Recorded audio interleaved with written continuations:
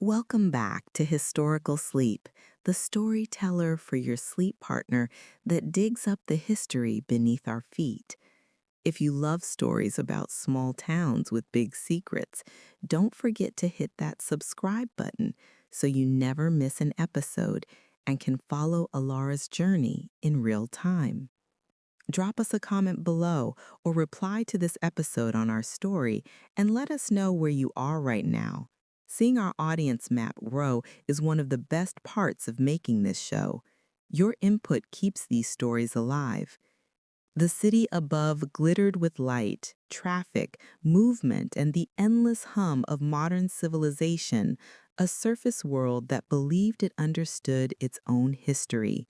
People hurried across sidewalks, the scent of roasted coffee drifting from late-night diners, subway grates breathing plumes of steam into the cool air. Yet beneath all this noise, beneath the shoes and wheels and concrete, something older was waiting, something quiet, something unseen. Most never thought about the space below, except perhaps when the subway rumbled or when construction crews fenced off a corner of the street.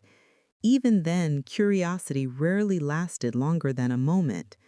But history, like sound, has echoes, and in those echoes live stories no textbook ever captured. Stories of the workers who carved tunnels by lantern light, of abandoned passages no map acknowledged, of water channels built before skyscrapers even existed. And on a crisp autumn evening, a boy named Marcus Harlan heard the whispers. Marcus was 17, a curious mind wrapped in a skinny frame, raised by a librarian mother who taught him to respect books the way others respected relics. His family lineage traced back to Irish immigrants who had helped construct the very sewers running beneath the city, though most people in his school cared more about sports schedules than ancestry. Marcus, however, cared about history with the kind of devotion most teens reserved for video games or music. To him, every old brick was a clue, every forgotten fragment mattered. He was leaving the public library late, too late maybe, after losing track of time in dusty municipal archives. He liked it here, the smell of old pages, the quiet that wrapped him like a blanket, the slow tick of the clock as if marking each second with reverence. The librarian flicked off the lights, wishing him good night, and Marcus stepped onto the sidewalk. Fog crawled low along the pavement, street lamps flickered like memories, and from somewhere below came a faint metal clink, followed by another. It could have been pipes contracting or a train shifting, but Marcus stopped anyway. It sounded like footsteps. He froze near the subway entrance, peering down the stairwell where only shadows lived. The city's underground system was more than trains. There were utility tunnels, storm trains, historic passages predating electricity. Marcus had read about delayed renovations in sealed sectors. The idea thrilled him. Maybe something old was waking.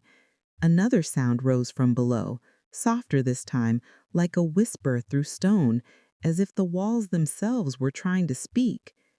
Marcus swallowed hard, then descended. Maybe it was foolish, but history favors the curious. The station was nearly empty, only a tired janitor mopping tiles and a subway performer packing his violin into a case. Yet underneath the rhythmic drip of a leaky pipe, Marcus heard something else, air moving where it should not move, like breath escaping a hidden corridor. He walked toward the far wall near track 4, a wall many commuters passed without thought. But Marcus noticed cracks that didn't match the rest of the masonry, patches of cement darker than their surroundings, marks of closure, not construction. He pressed his ear against the wall. Tap, tap, tap, pause, tap. Not random, not accidental. A pattern, slow, methodical. He felt his pulse race. Suddenly a voice broke the silence. "You hear it too, kid?" Marcus jolted upright. The janitor, an older man with weathered skin and tired eyes, stood behind him. His name tag read Elliot, and his mop leaned like a cane in one hand. Marcus hesitated. "You heard it?" "Oh, I've been hearing it for 30 years, Elliot sighed, lowering himself onto a bench. "Not everyone listens. Most people rush through life too loud to notice anything beneath them." Marcus joined him cautiously. Elliot continued, voice deep and steady like a storyteller who had waited decades for an audience. He said, "Before all the shiny new tunnels," he waved a hand at the tracks, "there were older systems, waterworks, coal rails, hand-carved sewer lines. My granddad worked down there with the Irish diggers." He said the underground had two voices, one of flowing life and one of forgotten ghosts. "Ghosts?" Marcus asked, half skeptical, half thrilled. Elliot chuckled. "Not spirits, memories, warped echoes. When a place holds history, sometimes it plays it back like a vinyl record nobody turned off." He tapped his boot on the tile floor. "That wall wasn't always there." Marcus leaned forward. "So what's behind it?" "No one knows anymore," Elliot said. "City sealed it in the 40s. War project, infrastructure. Nobody documented fully. But every few years, someone reports noises, like footsteps, tools scraping, voices you can't quite make out." "Why seal it?" Marcus asked. "Maybe they didn't want anyone going down there. Or maybe they didn't want anything coming up." The lights flickered, once, twice, and Elliot took it as a sign to end the conversation. He stood slowly, shoulders stiff. "You're a smart kid. Just remember, curiosity opens doors. Not all of them need opening." He left up the stairs, leaving Marcus alone with the whispers. That night, Marcus couldn't sleep. His thoughts tunneled downward like roots digging for water. He had spent years studying surface world history, wars, presidents, inventions, but here was a living artifact beneath his feet, something real, something untouched. He returned the next evening with a flashlight, notebook, and questioning gaze. The station buzzed with commuters at first, then quieted after midnight. When the final train pulled away, leaving only silence and the hum of electricity, Marcus approached the wall again.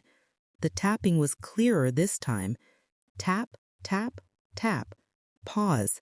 Tap. Not footsteps, but a sequence, almost like code. The pattern repeated, subtle but intentional. He scribbled the rhythm into his notebook, heart pounding. 3 beats, pause, 1 beat, over and over. Was it Morse? A signal?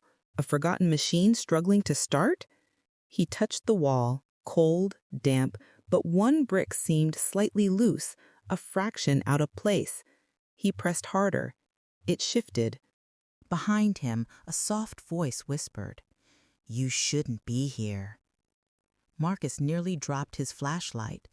A girl stood a few feet away, his age, maybe younger, hair tied back, eyes sharp like polished stone. She wore work boots and a utility jacket, the kind city contractors used. A laminated card hung around her neck but flipped backward. "Who are you?" Marcus asked.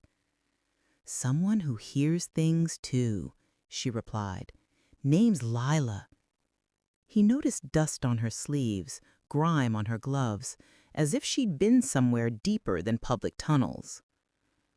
"You're not just passing by," Marcus said. "You know this place. Better than you think." She stepped closer, lowering her voice. "There's an access hatch behind the northbound platform. Most staff ignore it. But if you crawl past the maintenance pipes and drop about 10 feet, you reach an old storm conduit no longer mapped. I think—" She paused, glancing at the sealed wall. "I think it connects to this." Marcus stared. Was this luck or conspiracy? Either way, he had a path. "You want to see what's behind that wall?" she asked. He nodded, no hesitation. They waited until the station was empty. Lila led him through a restricted door, through narrow corridors smelling of oil and rust. Graffiti crawled across the walls like stories written by hands that vanished long ago. Pipes overhead groaned like old lungs breathing. Finally, they reached a square hatch secured by an ancient padlock, but it was already broken, twisted by time or force. Lila pushed it open and cold air rushed out, air that had not touched daylight in decades. A rusted ladder descended into darkness. Marcus looked at Lila. Lila nodded. Down they went. At the bottom lay a massive chamber, wider than any subway station, ceiling arched like the ribs of a sleeping beast. Tracks ran parallel into blackness, smaller than modern rails, wood rotting, metal flaking. Lantern hooks dotted the walls. Old pickaxes lay rust-welded to stone. A forgotten rail line, perhaps from the earliest days of industrial expansion. But something else pulsed beneath the silence, a rhythmic vibration, like machinery turning slowly after decades of sleep. Marcus whispered, "Does anyone else know this exists?" Lila shook her head. "Not anymore." They walked, footsteps echoing. Their flashlights revealed faded signage. City Conduit Route C, 1891.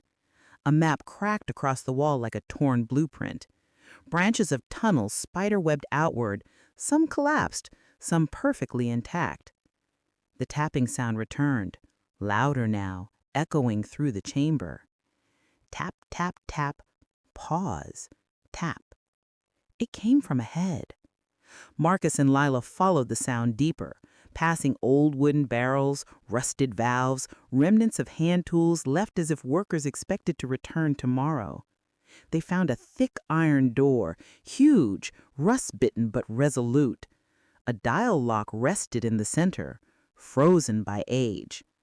Marcus lifted his light. The tapping was coming from the other side.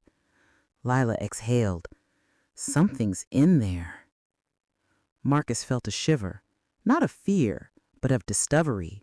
A century-old heartbeat wrapped in stone. He imagined immigrant workers breaking earth with sweat and hope. He imagined engineers designing blueprints by candlelight. He imagined the city above growing oblivious to all this history beneath its feet. "We have to open it," Marcus said. Lila hesitated.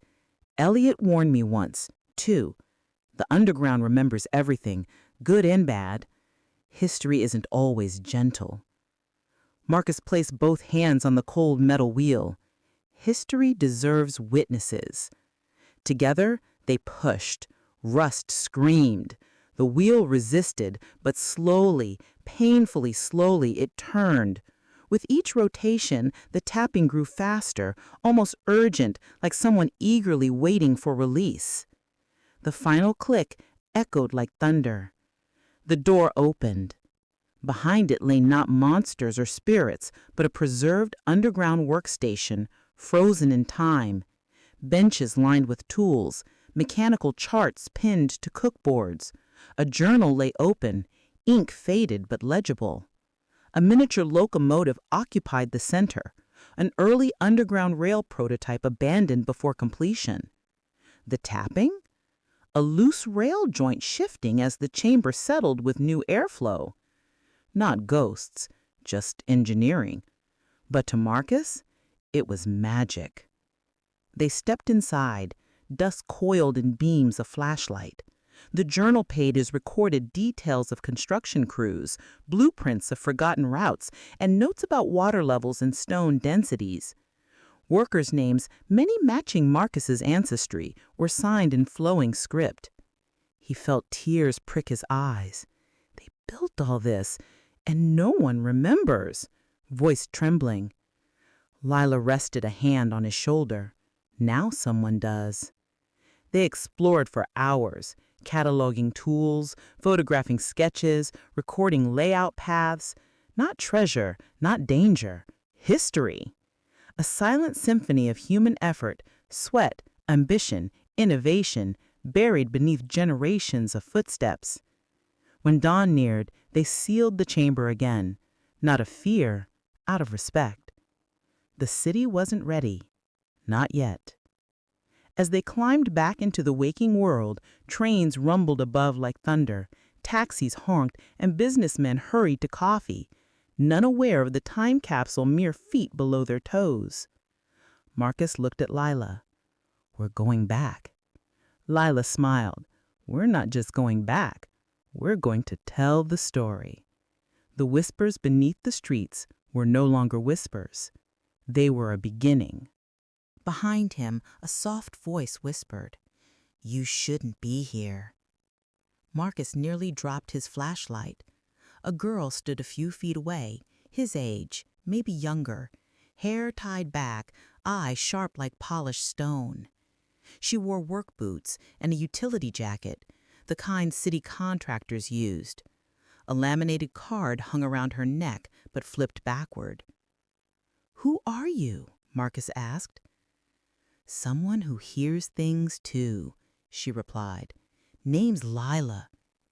He noticed dust on her sleeves, grime on her gloves, as if she'd been somewhere deeper than public tunnels. "You're not just passing by," Marcus said. "You know this place. Better than you think." She stepped closer, lowering her voice. "There's an access hatch behind the northbound platform. Most staff ignore it. But if you crawl past the maintenance pipes and drop about 10 feet, you reach an old storm conduit no longer mapped. I think—" She paused, glancing at the sealed wall. "I think it connects to this." Marcus stared. Was this luck or conspiracy? Either way, he had a path. "You want to see what's behind that wall?" she asked. He nodded, no hesitation. They waited until the station was empty. Lila led him through a restricted door, through narrow corridors smelling of oil and rust. Graffiti crawled across the walls like stories written by hands that vanished long ago. Pipes overhead groaned like old lungs breathing. Finally, they reached a square hatch secured by an ancient padlock, but it was already broken, twisted by time or force. Lila pushed it open and cold air rushed out, air that had not touched daylight in decades. A rusted ladder descended into darkness. Marcus looked at Lila. Lila nodded. Down they went. At the bottom lay a massive chamber, wider than any subway station, ceiling arched like the ribs of a sleeping beast. Tracks ran parallel into blackness, smaller than modern rails, wood rotting, metal flaking. Lantern hooks dotted the walls. Old pickaxes lay rust-welded to stone. A forgotten rail line, perhaps from the earliest days of industrial expansion. But something else pulsed beneath the silence, a rhythmic vibration, like machinery turning slowly after decades of sleep. Marcus whispered, "Does anyone else know this exists?" Lila shook her head. "Not anymore." They walked, footsteps echoing. Their flashlights revealed faded signage. City Conduit Route C, 1891. A map cracked across the wall like a torn blueprint. Branches of tunnels spider-webbed outward, some collapsed, some perfectly intact. The tapping sound returned, louder now, echoing through the chamber. Tap, tap, tap, pause, tap. It came from ahead. Marcus and Lila followed the sound deeper, passing old wooden barrels, rusted valves, remnants of hand tools left as if workers expected to return tomorrow. They found a thick iron door, huge, rust-bitten but resolute. A dial lock rested in the center, frozen by age. Marcus lifted his light. The tapping was coming from the other side. Lila exhaled. Something's in there. Marcus felt a shiver, not of fear, but of discovery. A century-old heartbeat wrapped in stone. He imagined immigrant workers breaking earth with sweat and hope. He imagined engineers designing blueprints by candlelight. He imagined the city above growing oblivious to all this history beneath its feet. "We have to open it," Marcus said. Lila hesitated. Elliot warned me once, too. The underground remembers everything, good and bad. History isn't always gentle. Marcus placed both hands on the cold metal wheel. History deserves witnesses. Together, they pushed. Rust screamed. The wheel resisted, but slowly, painfully slowly, it turned. With each rotation, the tapping grew faster, almost urgent, like someone eagerly waiting for release. The final click echoed like thunder. The door opened. Behind it lay not monsters or spirits, but a preserved underground workstation, frozen in time. Benches lined with tools, mechanical charts pinned to cookboards.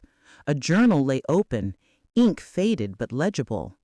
A miniature locomotive occupied the center, an early underground rail prototype abandoned before completion.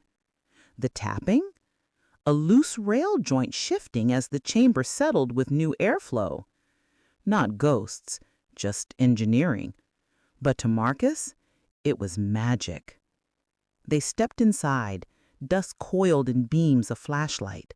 The journal pages recorded details of construction crews, blueprints of forgotten routes, and notes about water levels and stone densities. Workers' names, many matching Marcus's ancestry, were signed in flowing script. He felt tears prick his eyes. They built all this, and no one remembers. Voice trembling. Lila rested a hand on his shoulder. Now someone does. They explored for hours, cataloging tools, photographing sketches, recording layout paths. Not treasure, not danger. History. A silent symphony of human effort, sweat, ambition, innovation, buried beneath generations of footsteps. When dawn neared, they sealed the chamber again, not of fear, out of respect. The city wasn't ready. Not yet. As they climbed back into the waking world, trains rumbled above like thunder, taxis honked, and businessmen hurried to coffee, none aware of the time capsule mere feet below their toes. Marcus looked at Lila. "We're going back." Lila smiled. "We're not just going back. We're going to tell the story." The whispers beneath the streets were no longer whispers. They were a beginning. The morning sun rose through the city like liquid gold, spilling across rooftops, billboards, and glass towers. The world awakened with a familiar routine, coffee cups clinking, traffic lights blinking, newspapers thudding onto porches. Yet Marcus Harlan walked through the day feeling as though he carried a secret older than every skyscraper combined. Only 12 hours earlier, he and Leela had stepped through an iron door into the deepest memory of the city, a workshop sealed from time, as though the workers had simply paused for lunch and never returned. Marcus could still smell the stale air of the chamber, hear the faint tapping like Morse from the metal rails, feel the weight of history pressing into his palms. At school, textbooks suddenly felt thin. History exams felt like trivia instead of truth. The real story, the story beneath, pulsed under his shoes like a heartbeat. Marcus texted him at lunch. "Tonight, midnight, same entrance, bring your notebook." He typed one word in reply: "Ready." He didn't tell his mother. She would worry. Not because she didn't support curiosity, but because the city beneath was older, darker, and more unpredictable than any museum. Marcus promised himself he would tell her someday, when the work was done, when the story was complete. But for now, he felt like an explorer mapping uncharted worlds. Midnight returned with a velvet hush. The station looked ordinary, almost indifferent, as if hiding a secret behind a poker face. A train screeched, sparks flashing beneath steel wheels, then vanished into blackness. 2 minutes later, Leela emerged from the shadows wearing the same utility jacket, hair tied, eyes alert. "You ready?" she asked. "I've been ready all day." She smirked. "Good. We're going deeper tonight." They slipped past the maintenance corridor, through the hatch, descended the ladder, and soon the sound of the surface faded like a memory dissolving. The old conduit felt colder tonight, as though the earth had absorbed winter early. Their flashlights cut through dust clouds like ships slicing fog. "Last night was just an entry point," Leela said as they reached the massive chamber with the prototype rails. "But the maps in the journal showed 3 more tunnels branching out. One leads toward the river, one toward the industrial district, and one—" She paused at a rusted sign half buried in rubble. "Toward the oldest part of the city, the original settlement." Marcus's breath caught. The oldest part, the beginning, the root of everything. They chose that path. The tunnel narrowed as they walked, brick giving way to stone older than engineered architecture. Tool marks looked hand-carved, uneven but strong, like veins cut into a mountain by sweat, not machines. Marcus imagined lantern-light casting shadows on tired faces. He imagined the first engineers drawing crooked plans on parchment. "Ever wonder," Marcus whispered, "what it was like to build a city without knowing what it would become?" "All the time," Leela answered. "People today think history was inevitable, but every brick was a question, every tunnel a risk. Nobody knew if the city would survive one winter, much less a century." Her voice echoed softly, swallowed by stone. Far ahead, a faint glow shimmered, not electrical, not modern, a warm amber shine like firelight reflecting on polished metal. They approached slowly. The tunnel opened into a circular cavern, vast as a cathedral yet unseen by any living citizen above, and at its heart stood an ancient foundational structure, stone pillars carved with unfamiliar symbols, archways supporting weight with elegant geometry. "What is this?" Marcus breathed.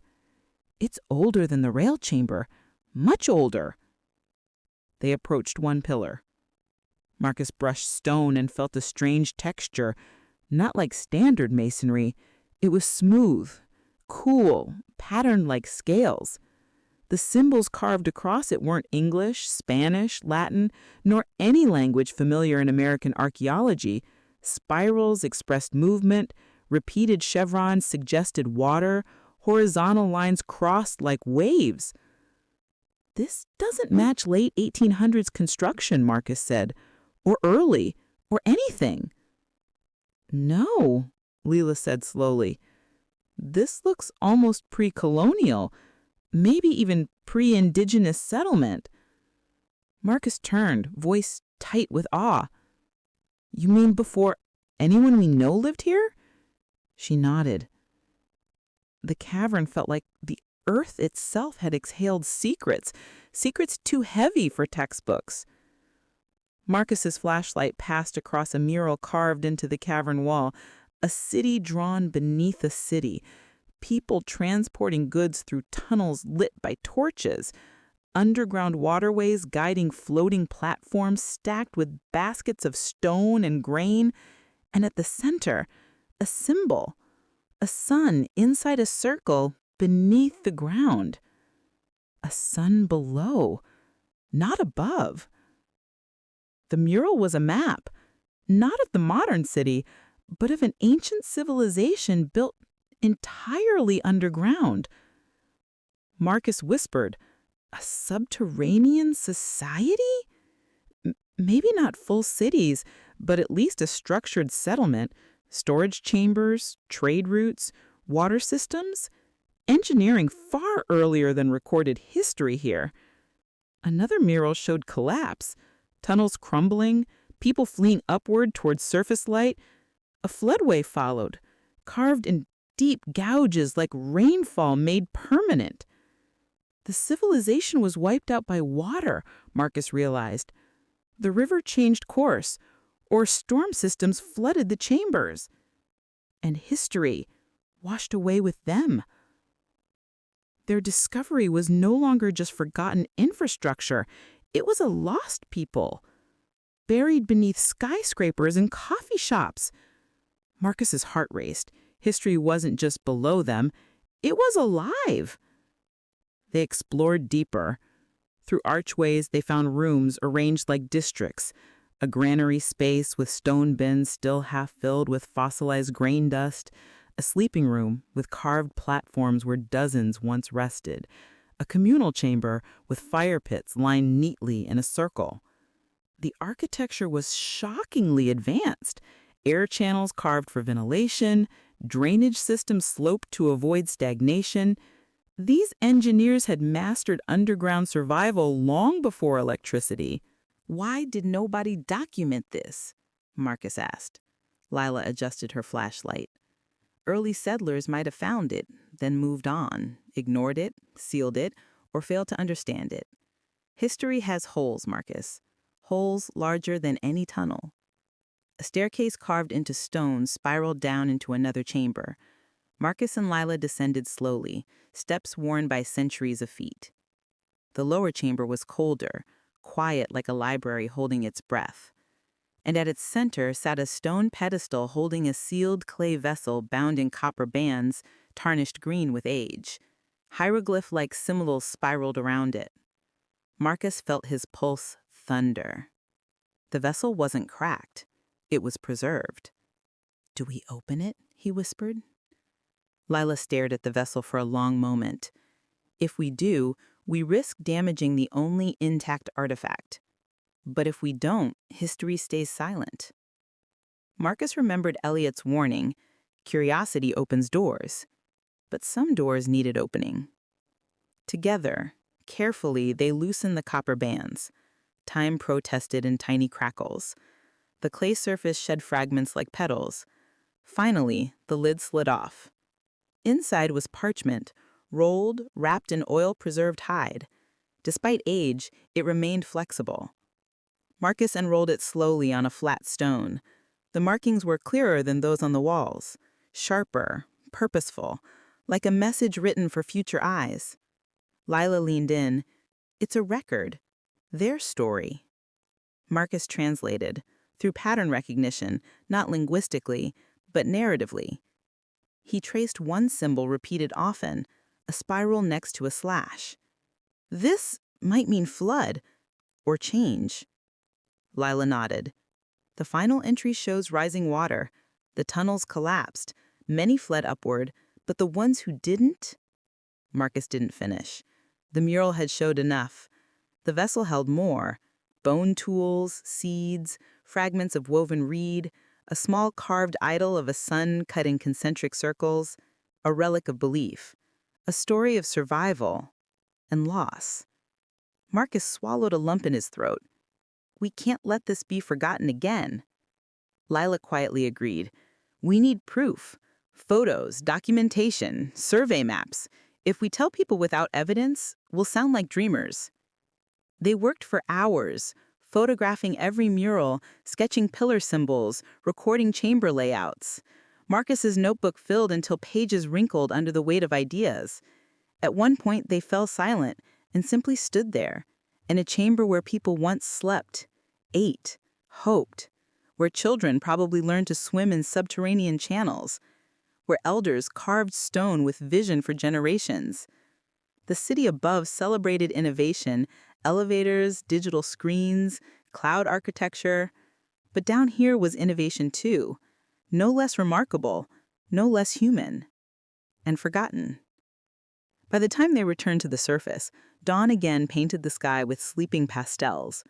The commuters would arrive soon, rushing through the station, unaware their footsteps echoed atop civilizations. Marcus inhaled the cold air, so ordinary, so fragile after the subterranean world. We have to go back, he said. Lala smirked. Already planning the next descent? Marcus nodded. The chamber wasn't the foundation, just one piece. The murals show more, tunnels branching deeper. We only saw the outermost layer. Lila's eyes glimmered. We're going to rewrite history, Marcus.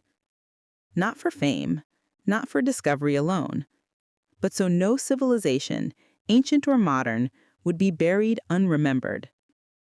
Late that day, Marcus approached the library.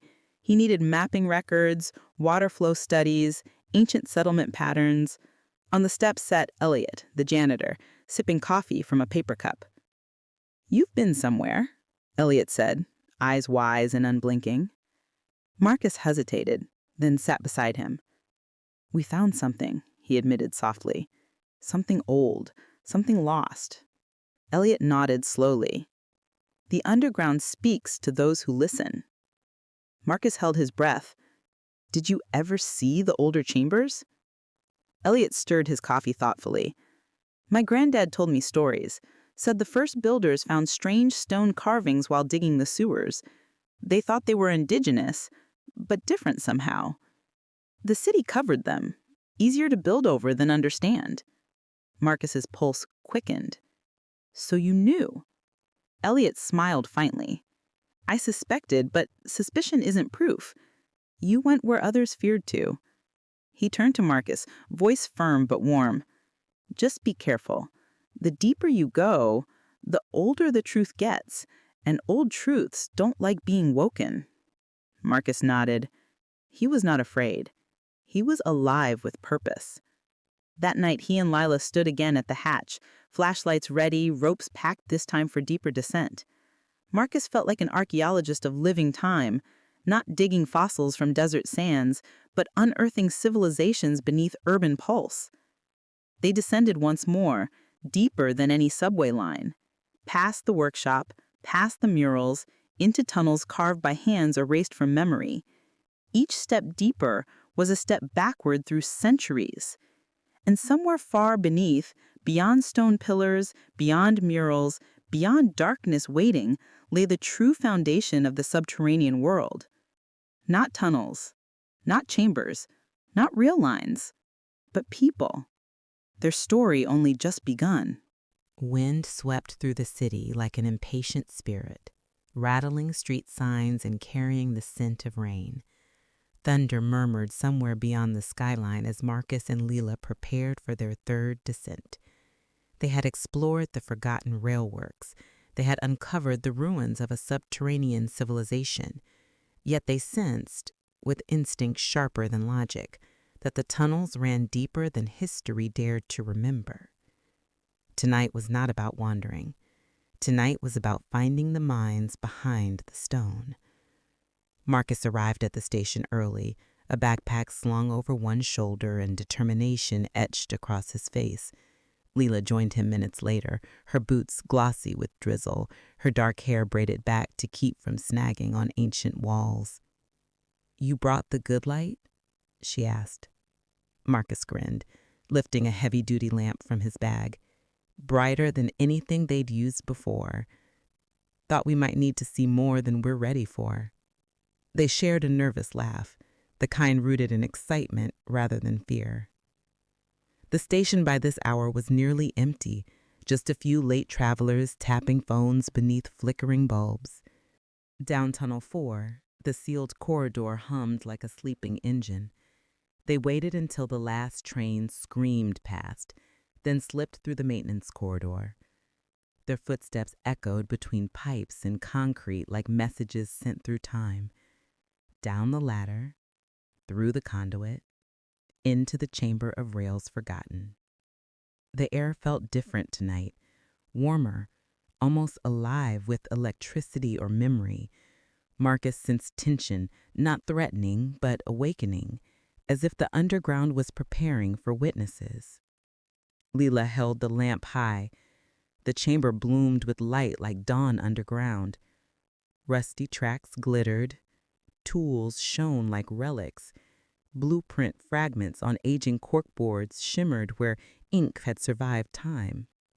Marcus stepped closer. "I didn't see those last time."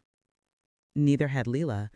The dust patterns had shifted, revealing more pinned pages, diagrams of tunnels like veins and chambers like lungs.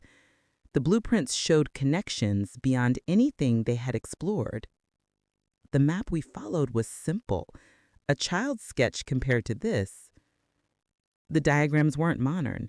Ink strokes curved like handwriting rather than drafting pens. Measurements used units unfamiliar, not metric, not imperial. Depth was marked in circles and arrows, perhaps indicating water pressure or airflow rather than distance. These weren't for city planners, Marcus said softly. They were for explorers.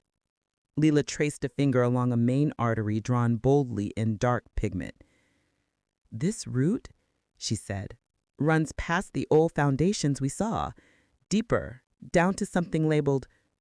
She stopped, squinting. Marcus leaned in.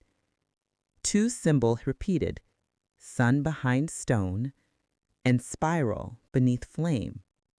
Marcus felt his pulse climb. These symbols were on the Claysessel. Leela nodded slowly. And here, they're next to a chamber marked with 3 rings. 3 rings meaning important, forbidden? Marcus swallowed. Maybe sacred. A sound echoed before either could say more. Not tapping like last time, not machinery shifting. A metallic scrape, distant but deliberate. Not collapse, but movement. Leela raised her lamp. Marcus steadied his breathing. The sound came again. Closer, sliding across rail steel. Then silence. We're not alone down here, Leela whispered. But the silence held no malice, just presence, as though someone or something acknowledged them. They followed the blueprint route deeper into corridors, reinforced with steel beams etched with names. Workers, engineers, architects. Marcus recognized surnames from immigration records he'd studied. Callahan, Rodriguez, Kowalski, Lynn. People who crossed oceans to build futures in unfamiliar soil. These are the master builders, Marcus murmured. Not just laborers, visionaries. As they walked, the architecture shifted from industrial stone to something more intentional. Pillars held geometric carvings resembling ancient star maps. Channels in the ceiling directed runoff across sloped stone onto drainage beds lined with porous rock. This is hydroengineering, Leela said, voice trembling with awe.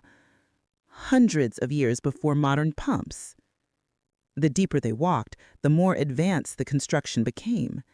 Not primitive, masterful. They reached a hall with walls layered in chalked formulas. Not English or numbers, but ratios, spirals, angles that mirrored natural growth patterns, the kind found in nautilus shells, sunflower seeds, ocean tides. Marcus whispered. They understood nature, cycles, pressure, flow. This tunnel wasn't just built. It was designed with intelligence and purpose. The hall ended at a heavy reinforced door, unlike the rusted chamber they had entered previously. This one gleamed faintly beneath dust, as though someone oil-treated hinges long after the civilization faded. Carved at the center was a symbol of 3 rings intersecting, same as the blueprint. Marcus felt his chest tighten. This was no ordinary room. This was the archive. Together, they pushed. The metal did not scream like the first chamber door. It sighed, like it had been waiting to open. Inside lay a room lit by shimmering reflections. Water ran through channels carved into the floor, reflecting lamplight like liquid silver. The walls were covered in inscriptions arranged like libraries, each section separated by symbols. 1 spiral, 2 spirals, 3 spirals, possibly chronology. Leela's voice cracked. This is a record room. Marcus approached a shelf where clay tablets lined grooves like books. He lifted one carefully. Light, dried, inscribed with dense pictographs. They were not letters, They were instructions, blueprints. He unrolled parchment next, softer than paper, like pressed reed fiber. On it, detailed illustrations showed water turbines powered by underground rivers, steam channels warmed living quarters, ventilation shafts circulated air without machinery. This civilization, Marcus whispered, mastered sustainability long before us. They didn't exploit the earth. They partnered with it. Marcus exhaled a shaking breath. The world above sought progress through consumption, electricity, drilling, concrete. Down here existed a forgotten blueprint for balance, knowledge not lost, hidden. For fear? For protection? Or because surface civilization wasn't ready? He traced one blueprint showing a chamber labeled with rings, inside with a structure shaped like a wheel, maybe a turbine, maybe a generator. If reconstructed, could it produce power today? Leela seemed to read his mind. We could replicate this, use it, share it. Marcus breathed slowly. We need to document everything. Photograph, sketch, translate. This could change energy science, change the world. And then something shifted. A whisper. Not metaphorical. A real whisper. Faint. Echoing off stone like wind through reeds. Marcus froze. Leela did too. The whisper became clearer, still distant, like two voices speaking in a tongue older than the room. Words they couldn't understand, but tone they could. Calm. Measured. Like guardians reciting ancient records. Marcus's throat tightened. Do you hear that? Lila nodded, eyes wide. We're not the first to return. Footsteps, soft, deliberate, echoed from deeper in the archives. The lamplight flickered. Marcus held still, heart pounding like war drums. Shadows formed in the corridor. Then a figure stepped forward. A man. Human. Older, wiry beard, deep-set eyes, clothes covered in chalk dust and clay. He did not look like a threat. He looked like a person who had lived here for years. He raised a weak hand. You've opened a door sealed for a reason. His voice was gravel and wisdom. Marcus stammered, We're historians, explorers. We meant no harm. The man's gaze softened. No harm yet. Lila stepped forward gently. Who are you? He exhaled slowly, like releasing a secret centuries heavy. My name is Calder. I am the last keeper of the Master Builder's archives. Marcus and Lila exchanged stunned looks. Keeper? Meaning guardian? Chosen? By whom? Calder continued, voice steady. My family has lived in these tunnels for 5 generations. We maintain the archives, protect the knowledge until the surface world is ready. Marcus's voice trembled. Ready for what? Calder gestured to the walls. For a new way. A way we lost when the world chose speed over balance. He guided them deeper into the archive. There, blueprint murals depicted technology beyond its age. Hydrothermal heating, steam turbine power grids, ventilation systems powered by river currents. A sustainable civilization buried while the surface embraced industry. Calder studied Marcus with intense eyes. You have passion, understanding. You and the girl, you listened to the whispers. Others walk above with ears closed. Marcus swallowed. We want to help protect this history. Calder nodded slowly. You may, but knowledge is burden and responsibility. The deeper records are locked for a reason. Lila asked carefully, What's deeper? Calder pointed to a sealed door far beyond, stone thicker than vault steel, symbols carved like warnings. The blueprints for a machine the ancient civilization never completed, a power source drawn from the earth itself, endless, but dangerous without understanding. Marcus's pulse surged, a discovery that could reshape civilization, if handled wrong, possibly destroy it. Lila braved, "And you think we might be ready?" Calder considered them long. "Perhaps. Curiosity brought you here. Respect must guide you further." His eyes glimmered like water reflecting flame. "You may study the archive, but if you open the final chamber, you must accept responsibility for what you unleash, knowledge meant to build or unmake worlds." Marcus nodded, slow but unwavering. They were no longer explorers. They were inheritors. For hours, maybe days, they studied. They cataloged murals. They photographed tablets. They sketched turbine schematics and air channel designs. The underground civilization breathed again through their eyes.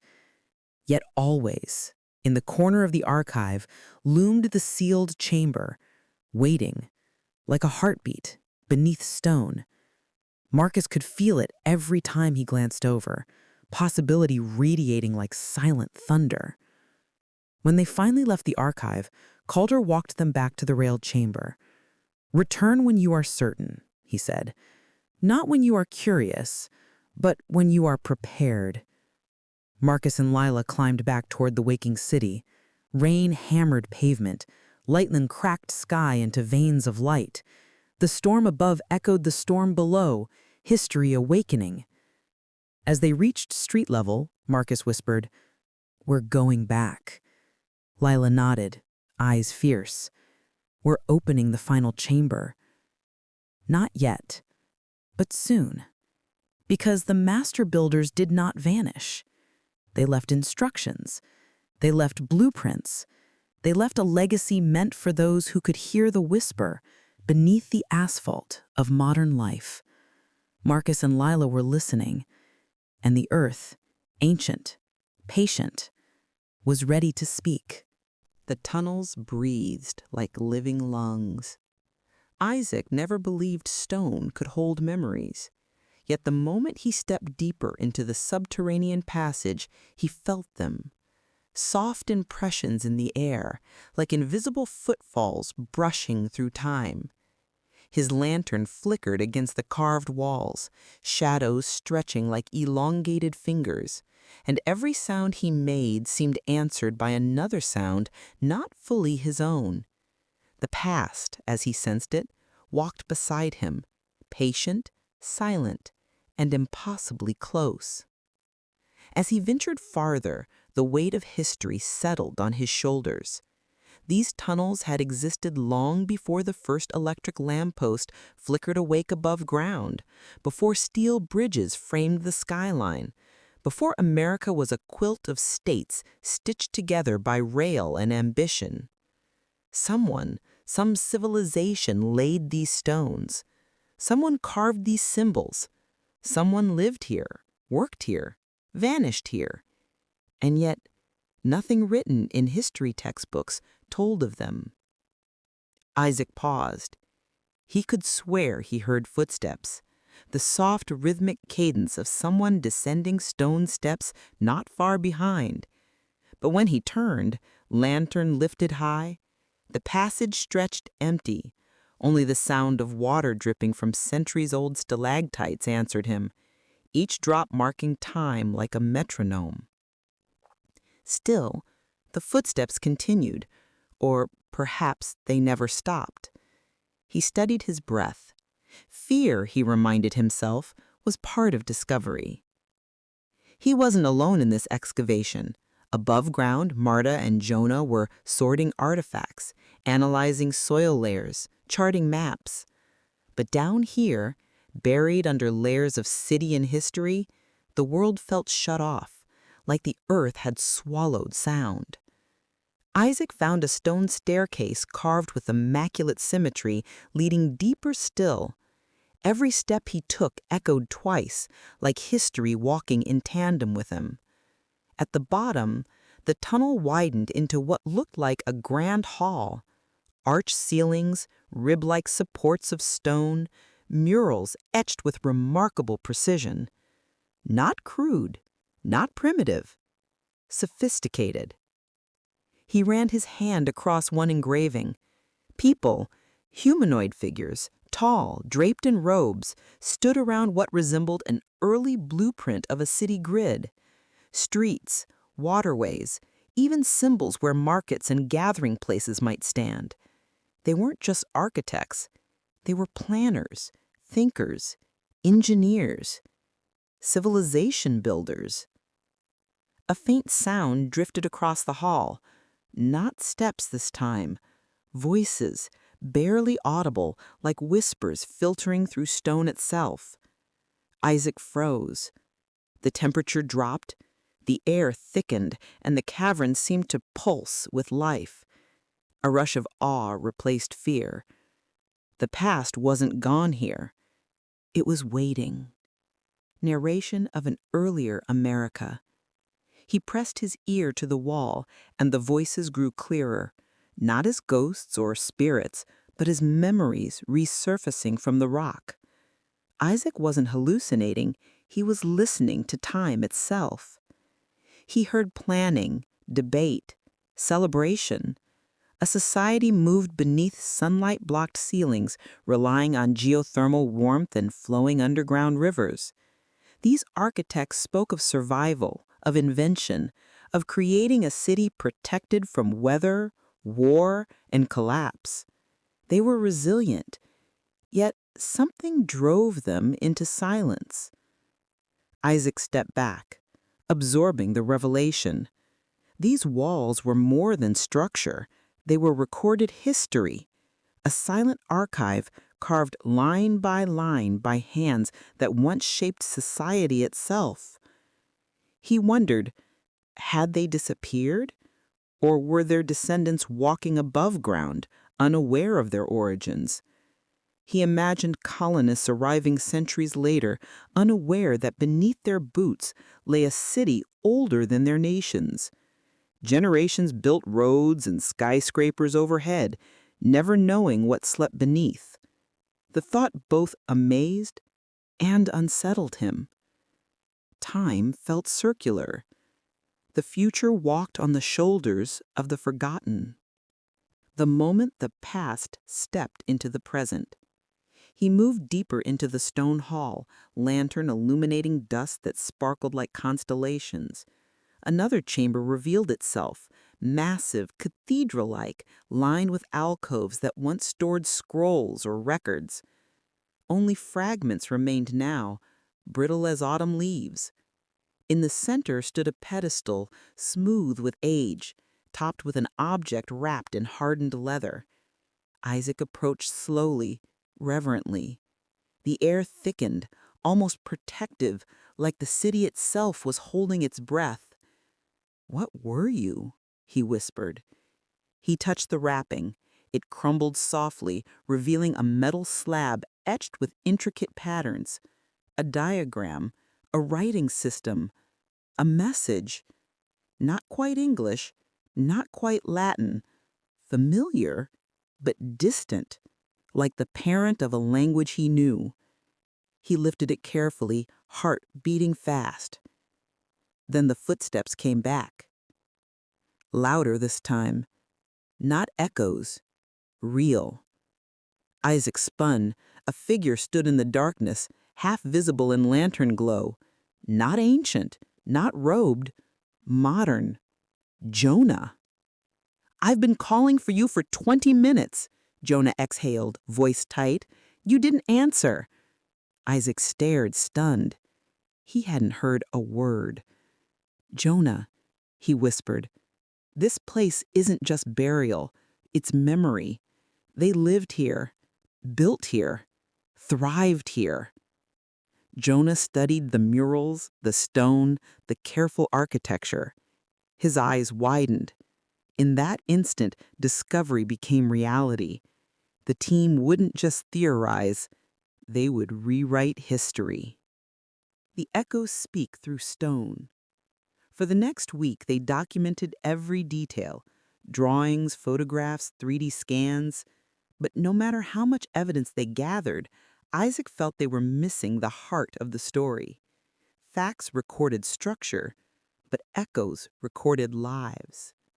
Every night he walked back into the tunnels, eyes closed, listening. He heard laughter, children racing through halls carved smooth by countless feet. He heard workers chiseling stone, building aqueducts, debating engineering. He heard songs, rhythmic as hammer strikes, echoing like heartbeat. This once was a thriving city. One night, he heard something new: panic. Voices rushed, footsteps scattered, tools dropped. A tremor shook stone, imagined or remembered. And the city felt like lungs collapsing inward. Isaac fell to his knees, overwhelmed with emotion he couldn't claim as his own. Tears blurred stone into shadow. Something terrible had happened. And history buried it so deeply the world forgot. Jonah eventually found him in the hall, lantern dimmed to dyes of gold. "You're hearing things," Jonah whispered, not accusatory, but concerned. "I'm hearing them," Isaac replied softly. "We're not alone down here. Their lives echo." Jonah didn't argue. He couldn't. The air around them shimmered with shared understanding. They weren't excavating ruins. They were listening to survivors. The unwritten chapter of America. Above ground, news spread. Scientists, historians, and archaeologists arrived, drawn like moths to mystery. The city above buzzed with excitement, though no one fully knew what lay beneath their sidewalks and traffic-lined streets. Journalists speculated about origins: indigenous, pre-colonial, migratory engineers lost to time. Conspiracy theorists stretched further: hidden societies, ancient knowledge, lost technology. But beneath speculation lay truth in stone, a story rising to the surface. Isaac returned daily, lantern swinging softly. He began transcribing the carvings, decoding symbols through pattern recognition. Some resembled mathematical mapping. Others mapped water flow, structural integrity, even agricultural rotations. This civilization wasn't primitive. They mastered sustainability long before industrial America learned to dream it. He imagined them, builders whose children played by lamplight fed through crystals, whose elders sculpted knowledge into walls. They must have believed the future would remember them. Yet it took centuries for footsteps to return. Now historians stood where mothers once soothed infants. Archaeologists brushed dust from carved calendars once used to plan harvest cycles. Engineers redrew ancient blueprints, astonished by precision rivaling modern standards. Modern America was rediscovering lost roots, and the echoes of footsteps guided every step. A discovery that binds time. One evening, Isaac sat in the grand hall, lantern dim, metal tablet resting across his knees. Silence held the chamber like velvet, yet he sensed presence. Not haunting, but welcoming. He wondered about the last person who stood here before him. Did they know their world was ending? Did they hope someone someday would listen?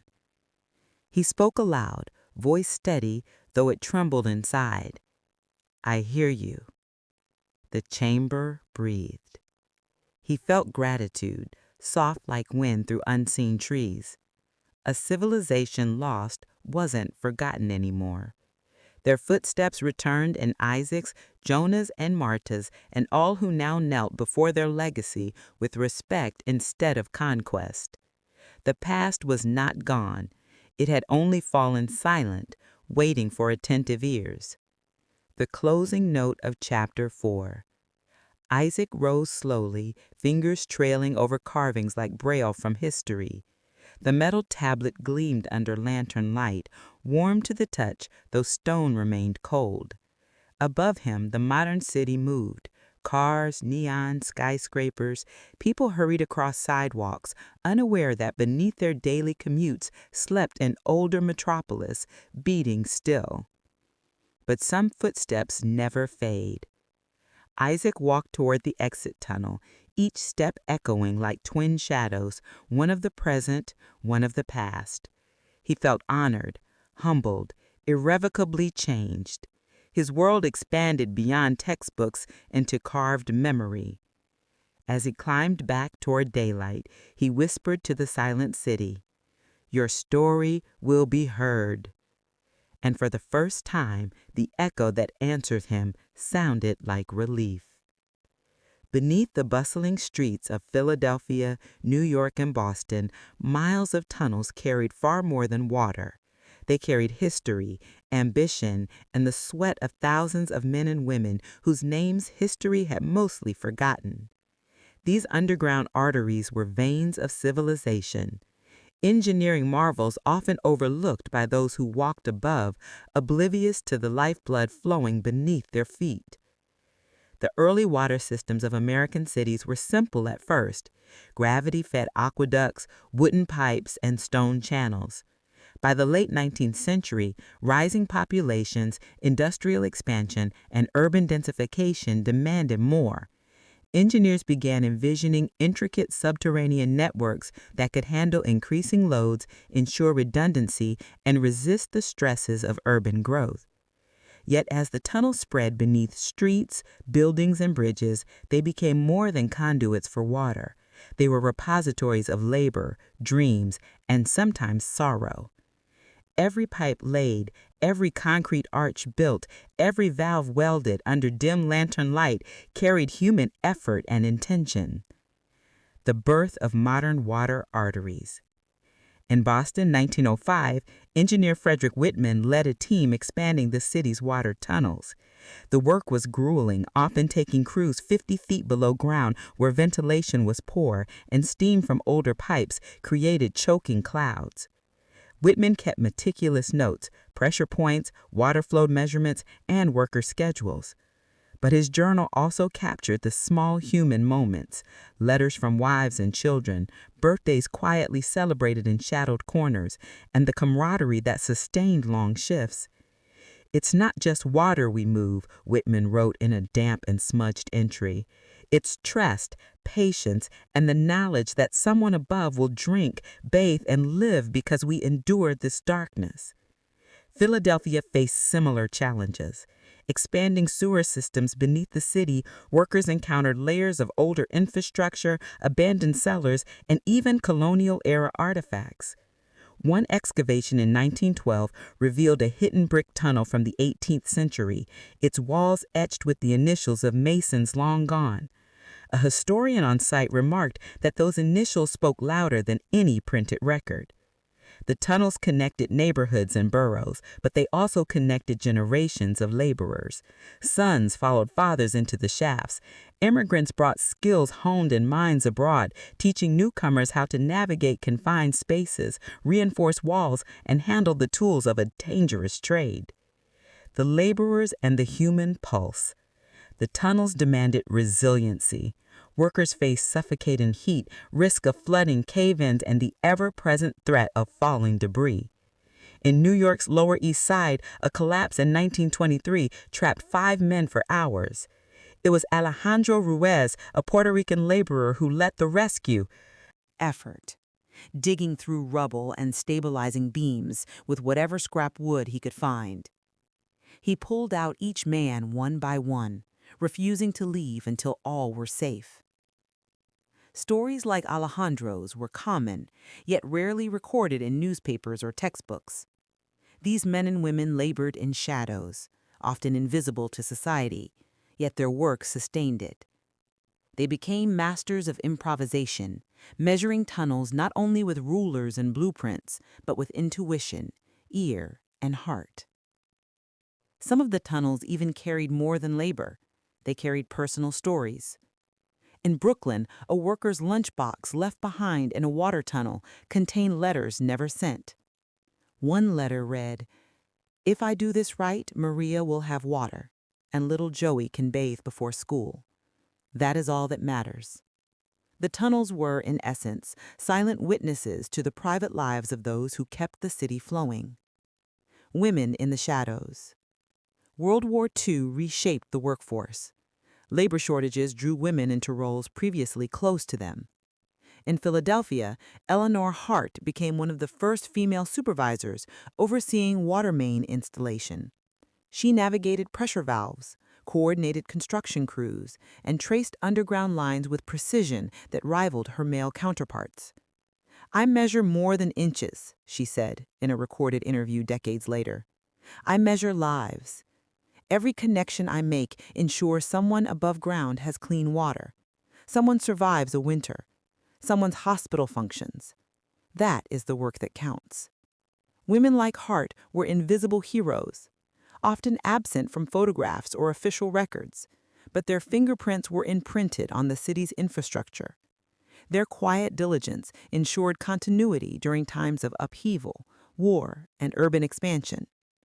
Tunnels as vessels of memory. In Chicago, crews excavating a new water tunnel discovered a centuries-old cobblestone foundation beneath the modern city. Embedded in the stones were names and dates, initials carved with pride. Some workers paused to trace the letters with gloved hands, whispering quiet acknowledgments. "We see you, we remember." Tunnels became time capsules. Tools abandoned in haste during urgent repairs, gloves left by accident, small trinkets and letters, all spoke to those who came later. The water that flowed through these pipes was not just H2O, it carried the echoes of human toil, ingenuity, and memory. In Washington, D.C., a sealed tunnel revealed a small chalk drawing on its wall, a child's figure next to a water spout. Historians speculated that a laborer had drawn it for his children, imagining them someday walking the streets above. The tunnels bore not only water, but hope, longing, and humanity itself. Engineering and innovation. Building tunnels for water and utilities required technical brilliance. Engineers had to account for shifting soil, underground rivers, and existing infrastructure. They developed techniques like reinforced concrete linings, dynamic mapping, and ventilation shafts to maintain worker safety and ensure structural integrity. Compressed air tunneling allowed excavation beneath soft soil without collapses. Electrically powered drills replaced manual picks in some cases, accelerating progress. Each innovation was driven not only by efficiency, but by the moral imperative to deliver life-sustaining water to millions. By the 1930s, multi-layered utility tunnels became standard. Water mains flowed above steam lines.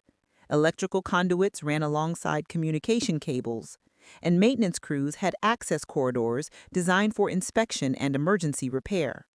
Cities became complex circulatory systems where every failure had consequences above ground. The psychological dimension. Miles below the surface, the work tested mental endurance. Darkness was constant. Noise was unrelenting. Hammering, dripping water, clanging pipes, and the groan of shifting metal. Workers adapted by developing rhythm and routine.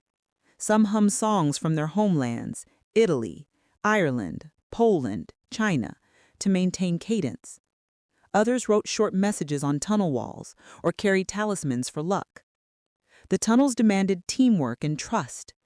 One misstep could cause collapse, flooding, or electrocution. Yet in these perilous spaces, communities of laborers formed. Mentorships developed between experienced masons and apprentices. Humor and camaraderie were as vital as steel and mortar. Isaac, Marta, and Jonah, in their explorations decades later, often remarked that the tunnels were alive. Not in the sense of machinery alone, but in the accumulated presence of countless human hearts that had labored below. War and urgency. During World War II, tunnels carried more than water. They became strategic assets. In New York, Philadelphia, and Boston, Critical water mains were reinforced to withstand potential sabotage. Emergency pumping stations were installed, and crews worked around the clock to ensure continuity for hospitals, factories, and military installations. Anthony Russo, a New York laborer, once descended into a flooded shaft during a storm to restore a damaged main feeding a naval hospital. Exhausted and soaked, he completed repairs in record time. Above ground, few noticed. Below ground, the city owed him life. The cultural legacy. Over time, tunnels reflected the culture and memory of workers. Graffiti, initials, etched symbols, and forgotten notes became a silent archive. Apprentices discovered these marks, connecting them to an invisible lineage of laborers. Each layer of concrete and brick carried both utility and story. In Philadelphia, a restored water tunnel now serves as a museum exhibit. Visitors walk along the preserved conduits, reading inscriptions left decades ago. They see the names of workers, the small sketches of homes, and the remnants of abandoned tools. Water still flows, but so does history. Modern connections. Today, sensors and automated systems monitor the flow of water in tunnels that trace their lineage back over a century. Fiber optic lines run alongside century-old pipes. Emergency protocols echo those developed in wartime. Yes, for every high-tech upgrade, human oversight remains crucial. Crews still navigated dark corridors to inspect valves, repair leaks, and maintain the system. They may carry advanced tools, but the tunnels demand the same courage, intuition, and discipline as in the 1920s or 1940s. Isaac often noted, "These tunnels are more than infrastructure. They are human history, flowing silently beneath the city. Every drop of water is a thread connecting generations." The tunnels beneath America's cities carried far more than water. They carried the labor of immigrants and pioneers, the ingenuity of engineers, the courage of unsung heroes, and the memory of countless lives. They carried hope, resilience, and the quiet pride of those who built something that would endure. They carried community, culture, and civilization itself.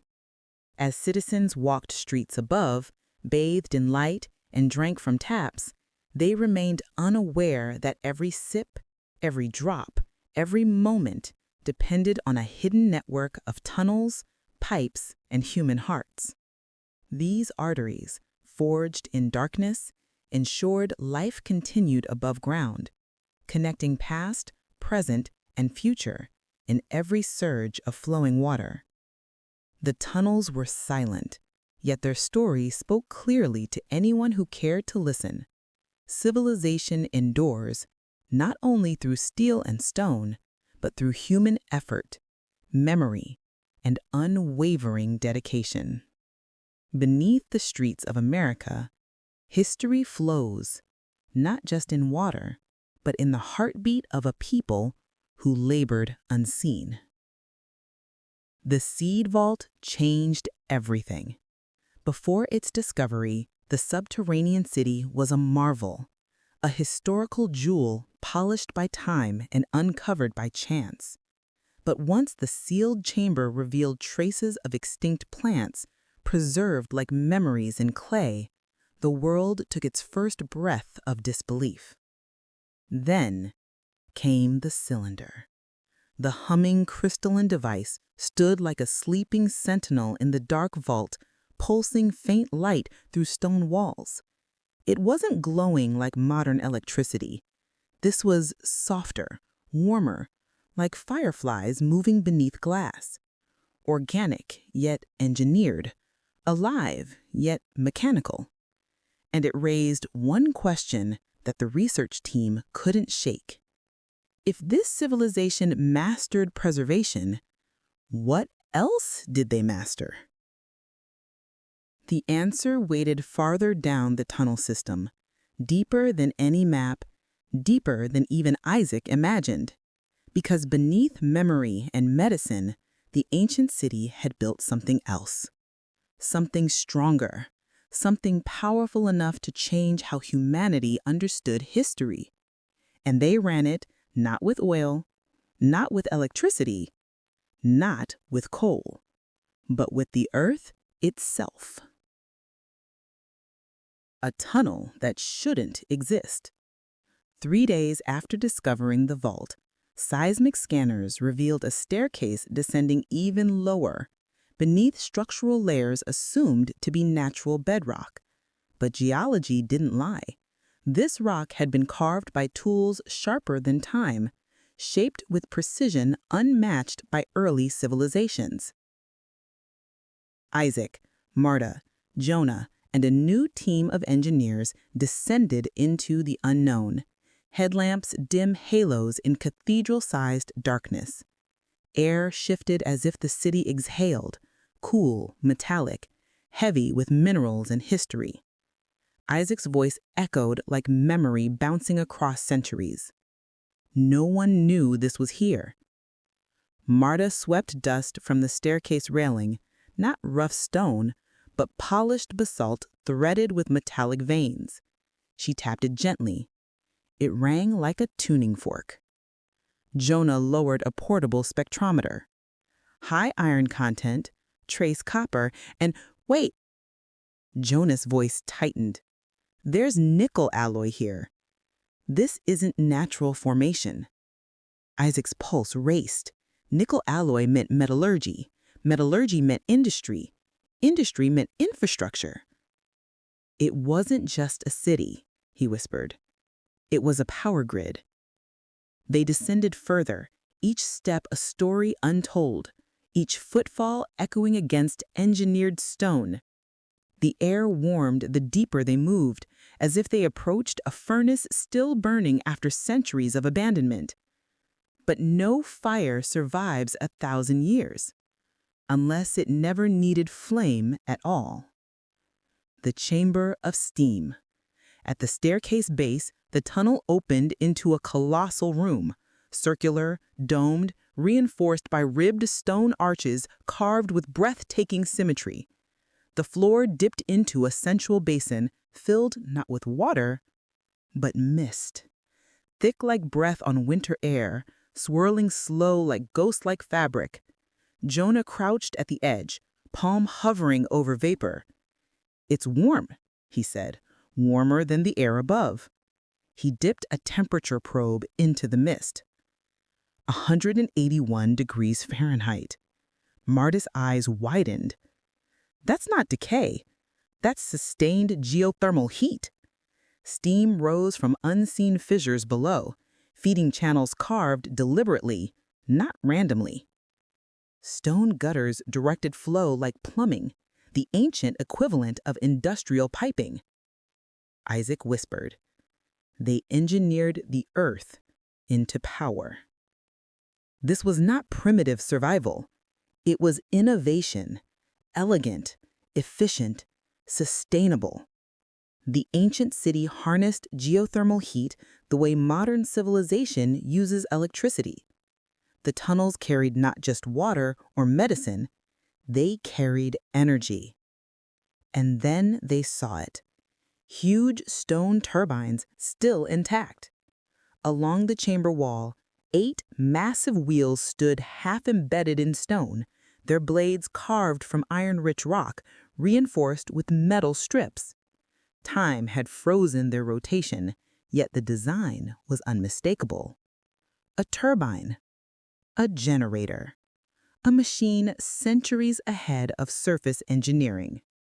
Marta's breath came out like prayer. They had power. Jonah stepped beside a turbine, tracing soot-darkened grooves where stone once spun at incredible speed. These blades are water-shaped, said Jonah, analyzing curvature. Not for air, not for steam alone. Isaac nodded slowly. They used steam pressure to force geothermal water across the blades, rotational kinetic energy. He could see it in his mind. Steam rising through fissures, water driving turbines, heat converted into power, light feeding the underground city. The ancient metropolis was self-sustaining. It didn't depend on sunlight. It didn't fear storms. It didn't crumble when crops failed above. They had built resilience. And modern America, with coastal flooding, drought, energy crisis, had rediscovered forgotten genius. Machinery that breathes like earth. As the team explored, they found more evidence. Stone conduits feeding steam across the city, pressure release valves carved with pictographic warnings, reservoirs shaped like inverted domes to hold thermal runoff. This wasn't a crude boiler room. It was a masterpiece. Jonah studied the system schematic engraved along the chamber wall. The carvings resembled blueprints, not artistic decoration, but technical documentation. They built redundancy into everything, Jonah muttered. Overflow channels, bypass routes, intake regulators. Someone engineered this like they expected centuries of use. Marta pointed to layered symbols in the blueprint, loops spiraling like storms, arrows indicating downward migration. This whole network extends further down. Isaac's pulse quickened. If the city retreated after catastrophe, they must have taken the power source with them, which meant the next layer of civilization still existed. Hidden, dormant, alive. He felt the echo again, footsteps behind his own, voices beneath silence. History was not dead stone. It was still breathing. The sound of a machine that should not run. They camped there overnight, partly to study conditions, partly because climbing back to the surface felt like abandoning discovery. Lanterns cast trembling gold across turbine shadows. Steam whispered through stone cracks like ancient lullaby. Isaac couldn't sleep. He heard the turbines. Not moving, humming, soft, barely perceptible, like a heartbeat whispering behind walls. He sat up, pulse syncing with the sound. Jonas stirred beside him, eyes wide in the dim. "You hear it too?" Isaac nodded slowly. They approached the nearest turbine. The stone was warm, not hot like a running engine, but not cold like abandonment. Warm like hibernation. Dormant function, sleeping machinery. Marta, awakened by their whispers, joined them. Her breath misted in warm air. It's not fully dead. It's waiting. Jonah placed his ear to the turbine base. There's something flowing underneath. Water or steam, but regulated, controlled, like the system is still active. Isaac whispered, "Then someone is maintaining it." Silence fell heavy as stone. If the machines still run, even partially, someone or something is keeping them alive. The city was not a grave. It was infrastructure, maintained, operated. By who? A signature from another era. The next morning, they ran thermal readings across the chamber floor. Heat signatures spiked beneath turbine bases, not random, but pulsing like timed release. A scan down a maintenance shaft revealed something stunning. Movement. Not animals, not water. Mechanical movement. Rotors, pistons, flow regulators adjusting pressure. The city still breathed power. Jonas staggered back. This network is alive. Marta whispered like confession. We are not the rediscoverers. We are the intruders. Isaac felt it like truth settling in bone. This civilization did not vanish. It adapted and descended deeper. Its children tended turbines in darkness. Its engineers maintained stone engines under modern feet. Its pathways pulsed below American cities like a parallel world. What if descendants remained unseen, unheard, waiting beneath history like roots beneath winter soil? What if they watched humanity above repeat old mistakes? Consumption, collapse, climate, conflict? And what if they were preparing for return? The decision no one was ready for. The team knew discovery was no longer academic, it was moral. Revealing this knowledge could bring brilliance and danger. Governments would weaponize energy technology. Corporations would turn seed banks into profit. Modern society could invade deeper tunnels, like arteries cut open by curiosity. Isaac spoke softly in the steam-lit hall. We must protect them, whoever remains. Marta nodded. Jonah exhaled slowly. We need to go deeper, but not with the world watching, not yet. Because if modern civilization reached the living heart of the ancient world too soon, it might seek control instead of connection. Isaac looked at the turbine. Stone, heat, breath, pulse. He whispered to the unseen engineers below, "We won't repeat history's mistakes." And for the first time in weeks, the turbines hummed louder, just enough to sound like approval or warning. Steam curled upward like a silent prophecy. The team stood between two civilizations, one above bathed in neon, one below breathing in shadows. America slept unaware atop power older than its constitution, knowledge stronger than its grid, resilience deeper than its history. The ancient city did not vanish. It endured. It innovated. It waits. Now the question is no longer what they built, but why they built it to last this long. Isaac, Marta, and Jonah must decide. Do they keep descending into the living heart of a civilization beneath their own, or do they surface and risk the world consuming what it should learn from instead? Because steam still rises, stone still speaks, and power still flows like memory through the veins of earth. The past is not gone, it is preparing for the future. The subways and utility shafts that pulse beneath America today were not born from convenience alone. They were born from necessity, from ambition, from chaos, and from the boldness of dreamers who believed that progress could take root even in darkness. The later years of the industrial age had cast long shadows over the expanding cities above, shadows of smoke, noise, and uncontrolled growth. What lay beneath, however, was an opportunity. It would take risk to claim it, innovation to shape it, and vision to illuminate it. The city that trembled on its own foundations. By the late 19th century, New York City was bursting on its seams.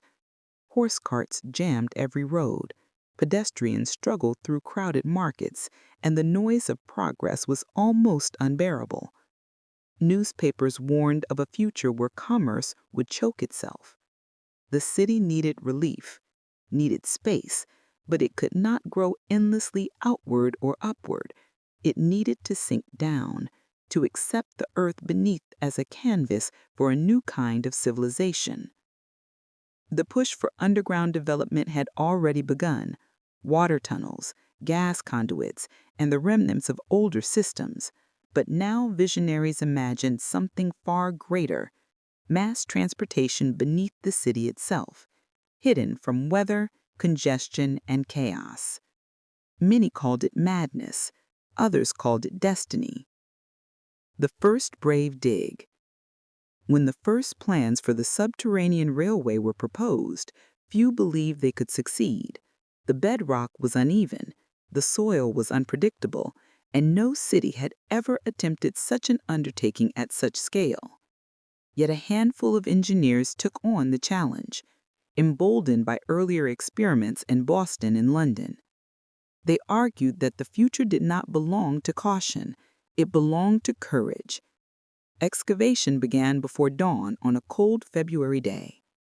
Steam drills hissed like serpents, pickaxes rang like metallic heartbeats, and lanterns swung from beams like miniature suns holding back the dark. Men descended into trenches that would become tunnels, unsure whether the earth would embrace them or swallow them whole. Day after day, month after month, the skeleton of a subterranean network began to emerge. Timber supports creaked, stone blocks were hammered into place, and iron rails glimmered like veins of silver. At times, the tunnels flooded. At times, toxic gas seeped from cracks like whispers from the underworld. Families anxiously waited at home, wondering whether their fathers and sons would return after each shift. Yet they continued, because they believed, because progress demanded sacrifice. The night New York held its breath. On the night the first underground line was tested, the city above felt strangely silent. Crowds gathered at entrance stairwells, breath-forming clouds in the cold evening air. Reporters scribbled notes, skeptics muttered warnings of collapse, and children balanced on tiptoe for a glimpse of history in motion. When the train emerged from darkness with a roar of iron wheels and a burst of steam, the crowd gasped as if witnessing a myth come to life. It wasn't merely an invention, it was a victory, a proof that shadows could hold light, that creativity could thrive where eyes could not see. Beneath the city's surface, progress no longer crept, it ran. Other cities followed the light in the dark. The success did not belong only to New York. Philadelphia, Chicago, Cleveland, Washington, D.C., each city soon realized that the path to the future might lie below their streets. They too are growing, expanding, suffocating under the weight of their own prosperity. Subterranean systems offered a pressure valve, a way to breathe. Chicago engineers faced unique challenges. Their city sat atop soft swamp soil. To build tunnels there was to tempt disaster. Yet they engineered solutions never before seen: reinforced concrete linings, innovative drainage systems, and new tunneling shields to prevent soil collapse. Their achievements would later influence construction across the world. In Washington, D.C., tunnels ran beneath monuments of marble and stone, weaving through layers of history like quiet guardians. Workers often discovered remnants of earlier lives: arrowheads, pottery fragments, rusted tools. Each find reminded them that they were not the first to shape the earth, only the latest. The human stories beneath the surface.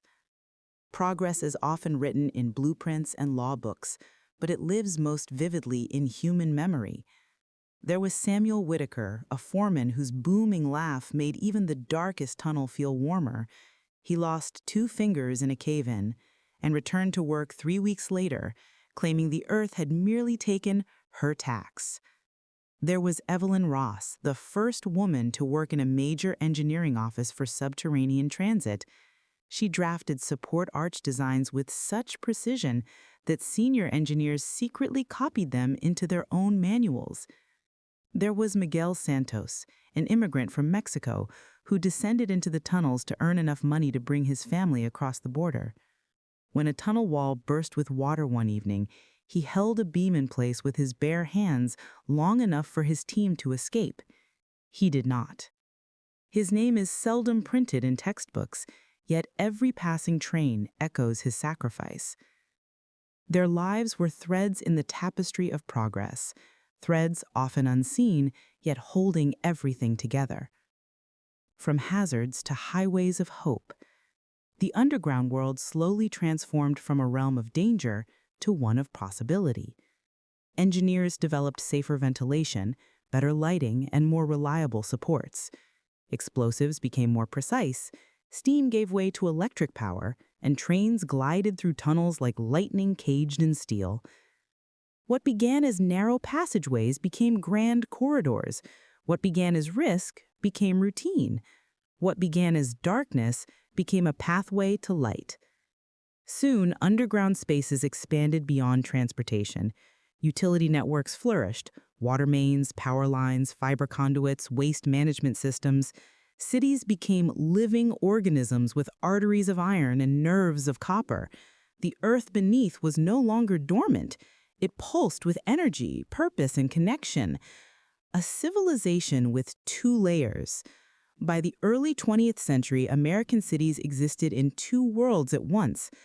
Above, noise, commerce, crowds, ambition. Below, motion, order, systems, silent progress.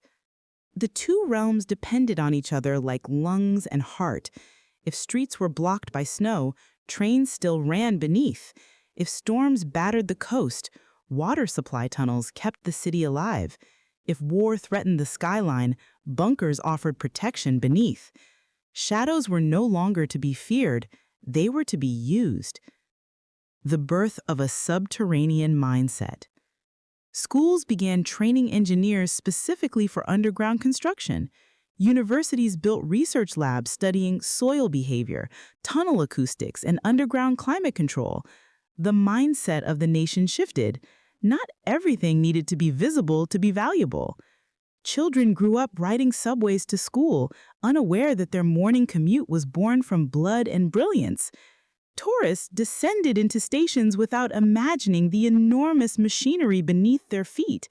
The underground became ordinary, yet remained extraordinary in origin. The greatest marvels are often the ones people walk past without noticing. The era of expansion and reinvention. Mid-century America pushed underground development even further. Cities expanded networks to suburbs, freight routes were buried. Engineers experimented with underground malls, storage depots, parking systems, and military command centers.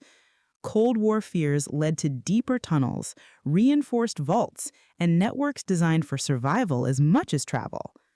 Yet even in that tense era, darkness held creativity. Architects envisioned entire communities beneath the surface, cinemas, libraries, even greenhouses. Utopian in design, some ideas remain dreams, others birthed projects still in use today. Innovation thrives when boundaries disappear, and beneath the ground, boundaries are few. The invisible symphony. Today, an American city hums like an orchestra. Water races through high-pressure mains like violins in a fast movement. Electricity crackles through cables like trumpets announcing dawn. Fiber optics pulse like flutes, silent, swift, elegant. Subways thunder like percussion, steady and powerful. Everything below works in concert, unseen yet essential. It is a silent symphony, one that never ends. Citizens above sleep peacefully, drink clean water, stream movies, ride trains and flip switches without a second thought. Their comfort is the result of countless hands that carved through soil, granite, clay, and danger.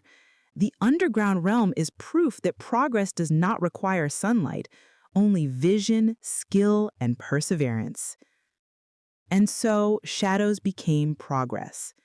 When America chose to build beneath its own feet, it chose courage. When workers swung their tools in darkness, they chose faith. When steam and stone paved the way for power and possibility, the future shifted forever. The shadows did not remain shadows. They became roads, rails, pipes, networks, pathways of progress. And the story continues for as long as cities breathe and people dream. The ground beneath American cities is thick with stories, not the kind written in textbooks or displayed in museums, but the kind whispered through stone, echoing in rusted beams and hollow tracks. Every tunnel wall holds more than concrete. It holds voices. They are the voices of men and women who labored in darkness. Their sweat became mortar. Their courage became steel. Yet history remembers few of their names. They were sons of immigrants and granddaughters of miners, dreamers and survivors, strangers who shared nothing but determination. All progress stands on the shoulders of those time forgot. The Forgotten Ledger. In 1922, Renovation crews widening a service shaft beneath Manhattan stumbled upon an old metal ledger case wedged behind a crumbling brick wall. Inside lay water-damaged papers, wage lists, shift schedules, notes scrawled in pencil.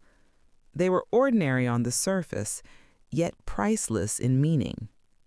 For those pages held names.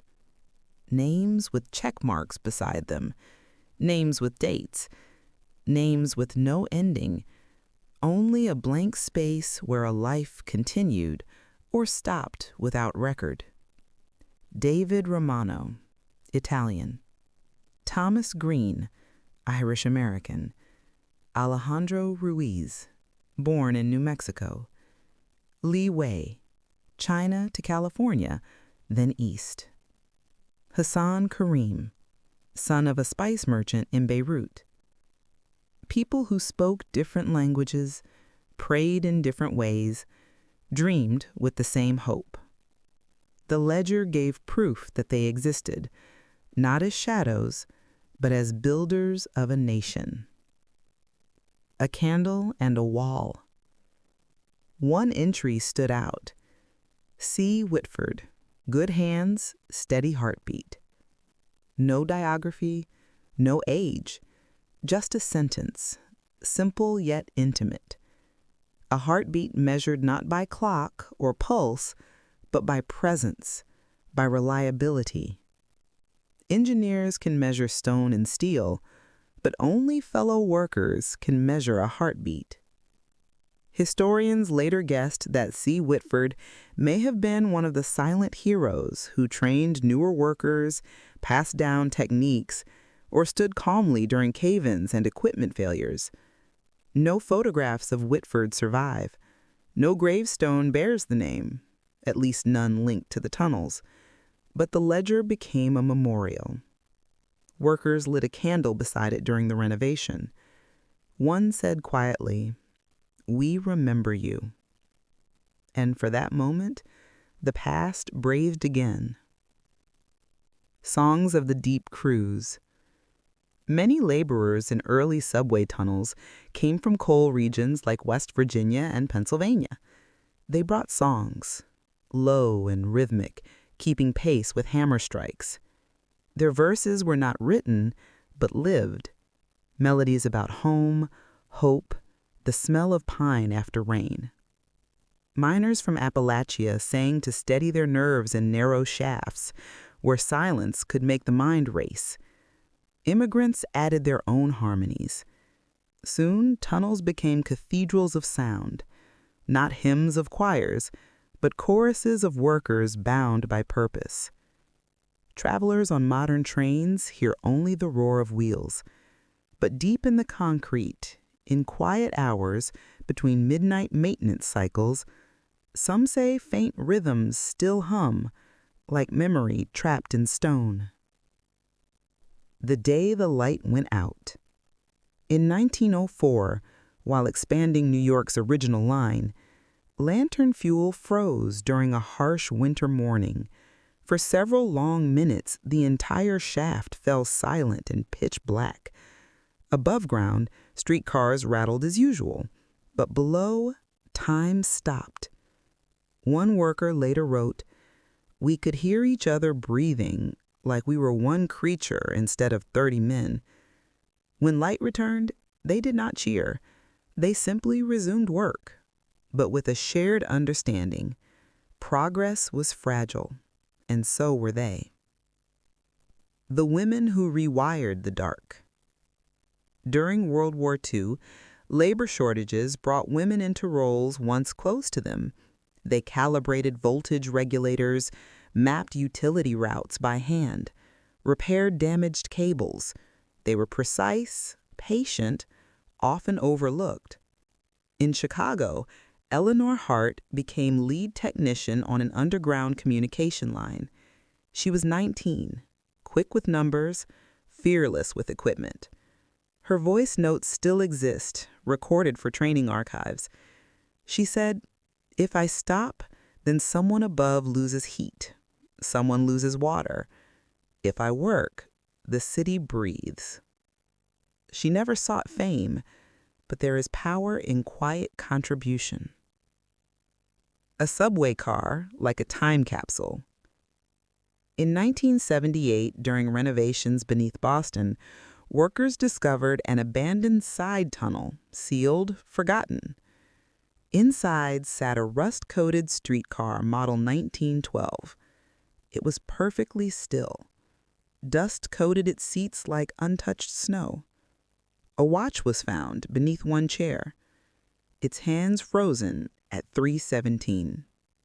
No owner identified. Historians believe it belonged to a maintenance worker who left the car during construction decades earlier. Perhaps he laid it down expecting to return.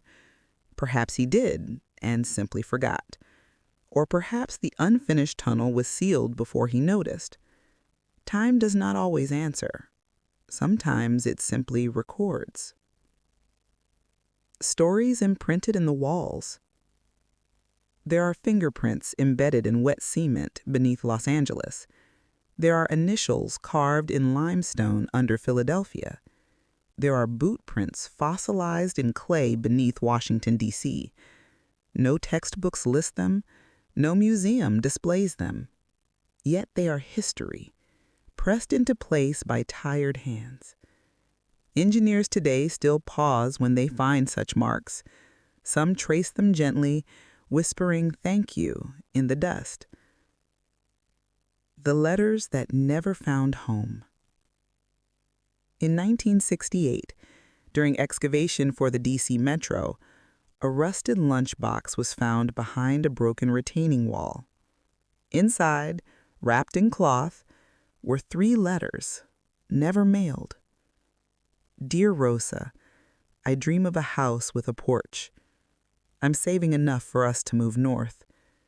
The tunnels are loud, but I think of you when the shift ends. I signed only J. Scholars still debate whether he left or whether time swallowed his future. But the letters reveal more than outcome. They reveal longing. Every worker, every builder had someone to write to, someone to miss, someone to return to. Concrete may hold tunnels, but love holds memory. Ghosts that are not ghosts. New workers sometimes claim to hear tapping in old shafts, steady like hammer to stone. Not frightening, just familiar. Some say it's groundwater drip. Others believe it's seismic vibration. A few, usually those whose families worked the tunnels generations ago, smile and say softly, "Sounds like they're still working." Not ghosts, just echoes of ambition. Legacy beneath the souls of millions. Millions walk above ground every day. They drink water delivered through buried steel. They ride subways that glide through carved earth. They rely on Wi-Fi, electricity, heat, all pulsing through systems built by hands now long gone. If one listens closely at station platforms when the night is still, the past murmurs beneath the rails, not haunting, but honoring. The workers are not lost. They are remembered in silence. The monument without a statue. Some monuments are marble, some are bronze, but the greatest monuments are invisible, like the tunnels themselves. There is no statue for David Romano, Thomas Green, Alejandro Ruiz, Li Wei, Hassan Karim, or C. Whitford, or Eleanor Hart. But the trains run because of them. The lights glow because of them. Cities thrive because they dug deep, believe deeply, and refuse to stop. Every passing subway is a salute. Every flowing water line is gratitude in motion. They are not forgotten, only unseen. When we listen, the past speaks. History is not quiet. It only waits for ears that hear it. And so beneath the streets of America, beneath the rhythm of daily life, beneath the hum of modern power, the workers remain. Their voices echo not in sorrow, but in pride. Their footsteps may be gone, but their path remains carved in stone. They built the veins of cities. They forged the arteries of progress. And though time tried to erase them, the tunnels remember, the walls remember, and now, so do we. Beneath the streets of America's cities, beneath the clamor of commerce and the rhythm of everyday life, lay a network invisible to most eyes, a living, breathing system that carried the pulse of a growing nation. Not all arteries are human. Some are concrete, iron, and water. Some are tunnels, pipes, and cables. And some are the memory of those who built them, preserved in stone, steel, and sweat. For generations, the hidden arteries had been ignored, assumed to be nothing more than practical solutions: pipes for water, rails for transport, and cables for communication. But a closer look reveals something far more profound. They were the backbone of civilization itself. The awakening of infrastructure. In the 1930s, the United States faced both growth and challenge.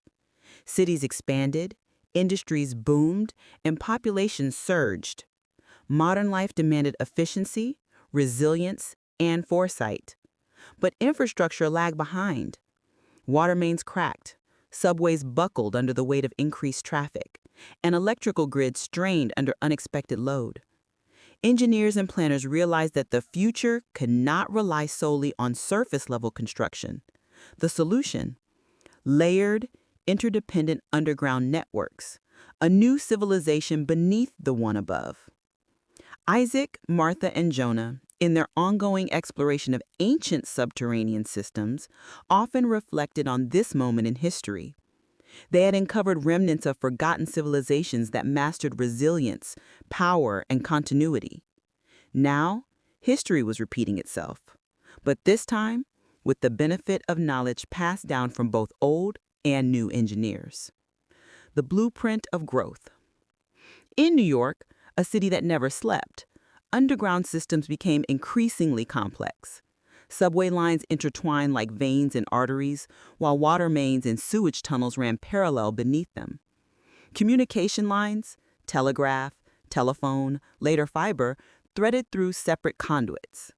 Each layer depended on the others, yet no single layer dominated. Urban planners began to speak of these networks as a hidden circulatory system. Maintenance crews referred to them as the veins. Scientists and engineers marveled at the precision and foresight of those who had first imagined such networks. And beneath it all, the memory of those early tunnel builders persisted. The veins carried more than substance. They carried society. Clean water reached homes. Sewage moved away safely. Power flowed. Heat circulated. Messages traveled. And in each tunnel, countless workers, past and present, maintained continuity. Labor and sacrifice. In the 1940s and 1950s, as America industrialized, laborers descended daily into darkness to expand these hidden arteries. They faced suffocating heat, unstable soil, the ever-present threat of flooding, and the sharp bite of iron and stone. Their tools were primitive by today's standards: picks, shovels, wheelbarrows, hand-crank drills. Yet the human spirit matched every challenge.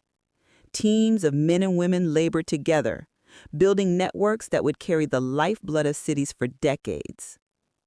Consider the story of Benjamin Hart, a civil engineer in Chicago, assigned to expand the water system beneath a rapidly growing district. He documented each pipe, valve, and junction meticulously. But the day a sudden underground cave-in blocked the main conduit, Hart did not retreat. He organized a rescue team, stabilized the passage, and continued work, ensuring millions of residents would never know how close they came to disaster. Or the tale of Lillian Park, one of the first female electrical engineers tasked with running power lines beneath New York's 34th Street. She navigated dark, narrow conduits with nothing but a lantern and a spool of wire, restoring electricity that fueled hospitals, subway lines, and street lamps. These individuals were the invisible lifeblood of urban growth. Their labor was quiet, almost anonymous, yet essential. Networks that learn from history. Isaac, Martha, and Jonah often marveled at how 20th century engineers had unknowingly mirrored the wisdom of ancient civilizations. The geothermal and water systems discovered in earlier tunnels were designed for sustainability, redundancy, and efficiency, qualities that 20th century engineers were only beginning to appreciate in the context of urban planning. When planners expanded subway systems beneath cities, they incorporated lessons that had persisted quietly for centuries: multiple access points, pressure release systems, emergency escape tunnels, and compartmentalized drainage. The hidden arteries were no longer just functional, they were resilient. And resilience, the team realized, was the hallmark of civilizations that survived calamity. The secret arteries beneath Washington, D.C. In Washington, D.C., planners designed an intricate underground network to connect federal buildings, government archives, and military command centers. By the 1950s, the city had an almost invisible lattice: tunnels for mail, steam, water, electrical cables, and personnel. These systems were more than pipes and passages. They were instruments of continuity. If the city above faced attack, disaster, or disaster simulations, the hidden arteries ensured the government could continue to operate. Isaac imagined the workers who first built these tunnels: young men and women, some with immigrant parents, some children of veterans, all committed to something far greater than themselves. They didn't build for recognition, Isaac said. They built to ensure tomorrow existed. Marta nodded. They were anonymous heroes, just like the ones we discovered in the old city below Manhattan. Jonah added quietly, and their work lives on in every drop of water, every powered light, every message that passes through those veins. Industrial expansion meets ancient wisdom. By the mid-20th century, America's hidden arteries had become a combination of modern engineering and accidental archaeology.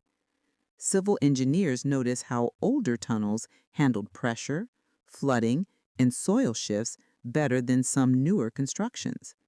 In a sense, ancient builders had left lessons for future generations, buried but accessible to those willing to study them.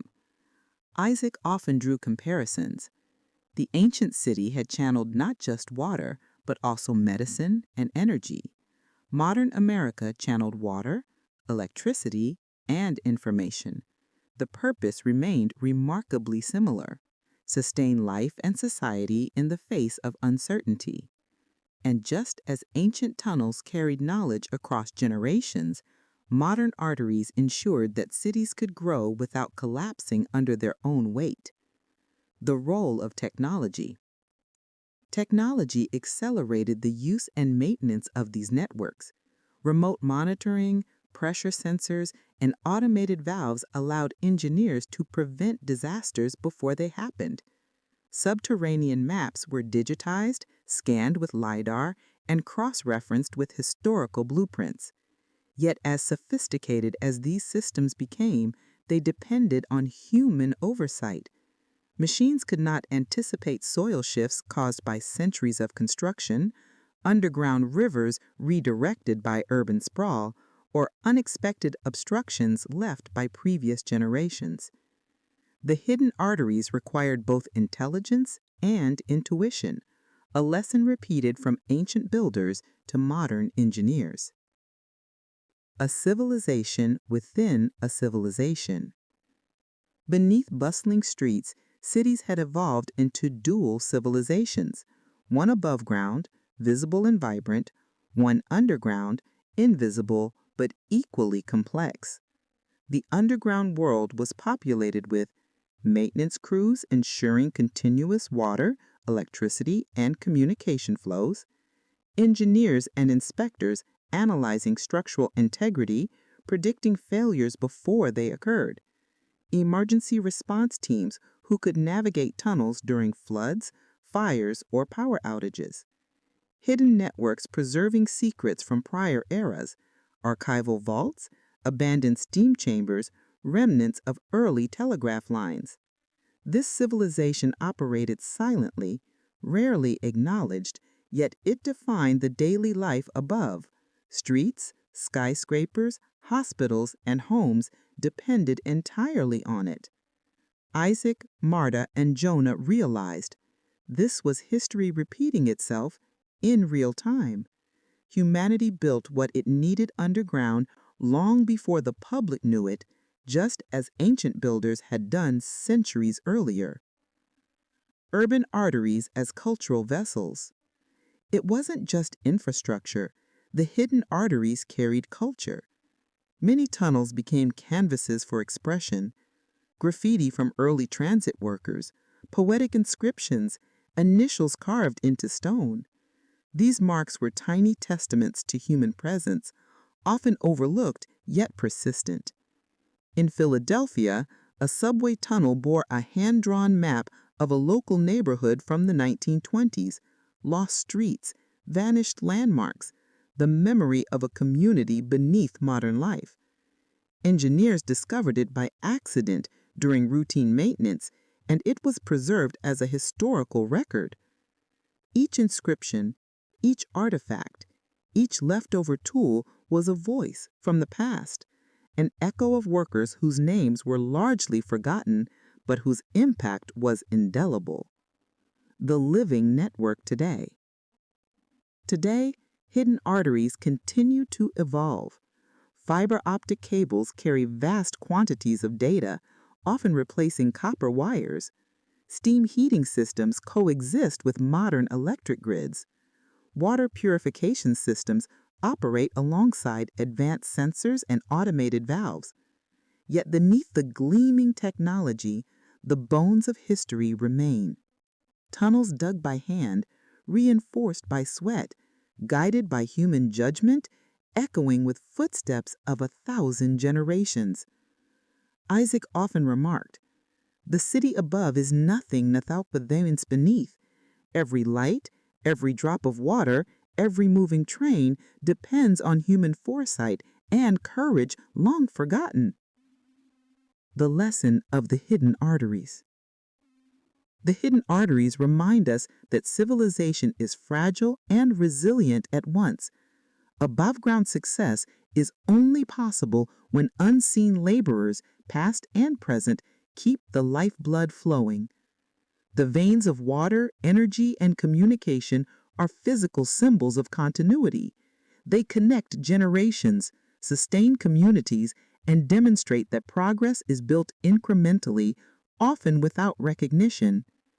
And for Isaac, Marta, and Jonah, the underground network was more than engineering marvels. It was a living history, a bridge between forgotten civilizations and a testament to human ingenuity. Chapter closing. As they stood in the heart of a New York tunnel, lanterns casting long shadows across steel and stone, they could almost hear the whispers of those who had labored before them. We dug, we lifted, we labored so that tomorrow might breathe. The hidden arteries of the nation were more than infrastructure. They were memory made tangible, progress made silent, and civilization carried forward one tunnel, one pipe, one cable at a time. Above ground, the city thrived. Below ground, it endured. And together, they told a story of a nation built on courage, ingenuity, and the often overlooked hands that never stopped moving. The hidden arteries of the nation had long carried water, power, and culture. They had absorbed the footsteps of anonymous workers, preserved the wisdom of ancient builders, and quietly sustained the growth of American cities. But no period tested them as intensely as the era of war and industrial expansion in the early to mid-20th century. Beneath the cities, tunnels and conduits became more than infrastructure. They became battlegrounds, laboratories, and lifelines. The hum of industry merged with the echoes of conflict, and the very foundations of cities quivered beneath the weight of ambition. America prepares beneath its feet. By the late 1930s, global tensions were rising. Europe bristled with mobilization, and the United States, though reluctant to enter another conflict, recognized that preparation was essential. Military planners began examining urban infrastructure for both strategic advantage and defensive resilience. Subway tunnels, water conduits, and communication shafts became dual use assets. They carried civilians by day and strategic resources by night. Certain tunnels were widened to accommodate armored vehicles. Some conduits were reinforced to withstand bombing or flooding. Hidden from the public, engineers and planners transformed these arteries into a quiet shield for the nation. In New York, Philadelphia, and Boston, old steam tunnels were reinforced with steel, electrical lines rerouted to secure passageways, and underground chambers designated as emergency command centers. The engineers responsible were unsung heroes, a mix of veterans, immigrant laborers, and young technical specialists whose families had labored in the tunnels for generations. Isaac, Marta, and Jonah, observing remnants of this era, were struck by the continuity of human ingenuity. The past had not vanished, it had adapted. The rise of industrial might. Industrialization during the interwar period accelerated the use of subterranean space. Factories built near city centers faced space constraints, and urban planners often encouraged expansion downward. Tunnel networks were reinforced to accommodate heavy machinery, conveyor systems, and storage of critical supplies. In Pittsburgh, steel mills coordinated directly with underground rail networks to move raw materials efficiently. Coal from nearby mines was transported underground to power stations, where steam engines drove industrial growth. The rumble of machinery became a heartbeat beneath the city, syncing with the pulse of progress above ground. But the tunnels were not silent. They sang the song of labor. The clank of iron, the hiss of steam, the rhythmic pounding of hammers, the murmured instructions of workers navigating narrow shafts. Each sound was a note in a subterranean symphony, one composed of sweat, ambition, and survival. World War II and the strategic depths. When the United States entered World War II, underground infrastructure assumed new importance. Industrial cities became targets for sabotage and attack. Although mainland attacks were rare, planners prepared for the worst. Hidden arsenals were stored beneath cities, ammunition, communications equipment, and critical documentation all buried deep within reinforced tunnels. Civil defense organizations drilled in these underground corridors, teaching civilians to navigate passageways in case of emergency. In Washington, D.C., engineers built a network of secret communication tunnels connecting government offices, military command centers, and intelligence hubs. These tunnels allowed personnel to move undetected while ensuring vital messages traveled without interception. The work was secretive, often dangerous, and performed by teams who had no desire for recognition. Marta, reviewing old blueprints, noted the parallels with the ancient subterranean cities they had discovered. Redundancy, secrecy, and resilience. The modern world had unconsciously echoed the past. Humans, it seemed, always returned to the wisdom of living beneath the earth when survival demanded it. Lives in the shadows. Beneath Manhattan, Brooklyn, and Queens, thousands of workers labored daily to maintain these arteries. Many were immigrants from Italy, Ireland, Poland, and other nations, their families having worked tunnels for generations. Women increasingly joined the workforce, particularly during wartime labor shortages. Their lives were invisible, yet their impact was immense. Anthony Russo, a tunnel engineer in Brooklyn, once navigated a flooded maintenance shaft to secure electrical lines, saving an entire district from a blackout. Margaret Louis, a young communications specialist, mapped underground telegraph and telephone networks to prevent wartime sabotage. Samuel Thompson, a miner turned industrial worker, maintained steam pipelines critical to heating hospitals and factories. These individuals lived lives measured in hours beneath the surface. Their work was perilous, often monotonous, but essential. Without them, cities above could not function, and the war effort could falter. The rumble of industry. Industrial machinery transformed the soundscape of the tunnels. Heavy conveyor belts, steam turbines, and water pumps combined to produce a low, constant rumble, a vibration that could be felt through walls, floors, and ceilings. Isaac, descending into a mid-20th century service tunnel, could still feel that resonance. He imagined workers standing on metal catwalks, tools in hand, coordinating with engineers above who relied on their precision. Each vibration told a story of labor, of risk, and of a civilization learning to harness the power of depth.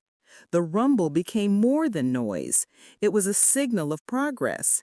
It reminded those who worked below that their toil was vital, and it reminded those above that civilization depended on often unseen hands. Innovation under pressure. Wartime needs accelerated technological innovation in tunnels. Ventilation systems improved to handle noxious gases from industrial activity and bomb shelters. Reinforced concrete and steel allowed deeper excavation and more secure chambers. Electrical systems were upgraded for reliability under stress. Engineers experimented with modular tunnel components, which could be installed quickly or replaced if damaged. Steam and water systems were redesigned for efficiency. Communication lines were insulated, rerouted, and backed up, anticipating the possibility of destruction above ground. These innovations were born of necessity, but their benefits persisted long after the war. Cities emerged more resilient, better prepared, and more interconnected than ever before.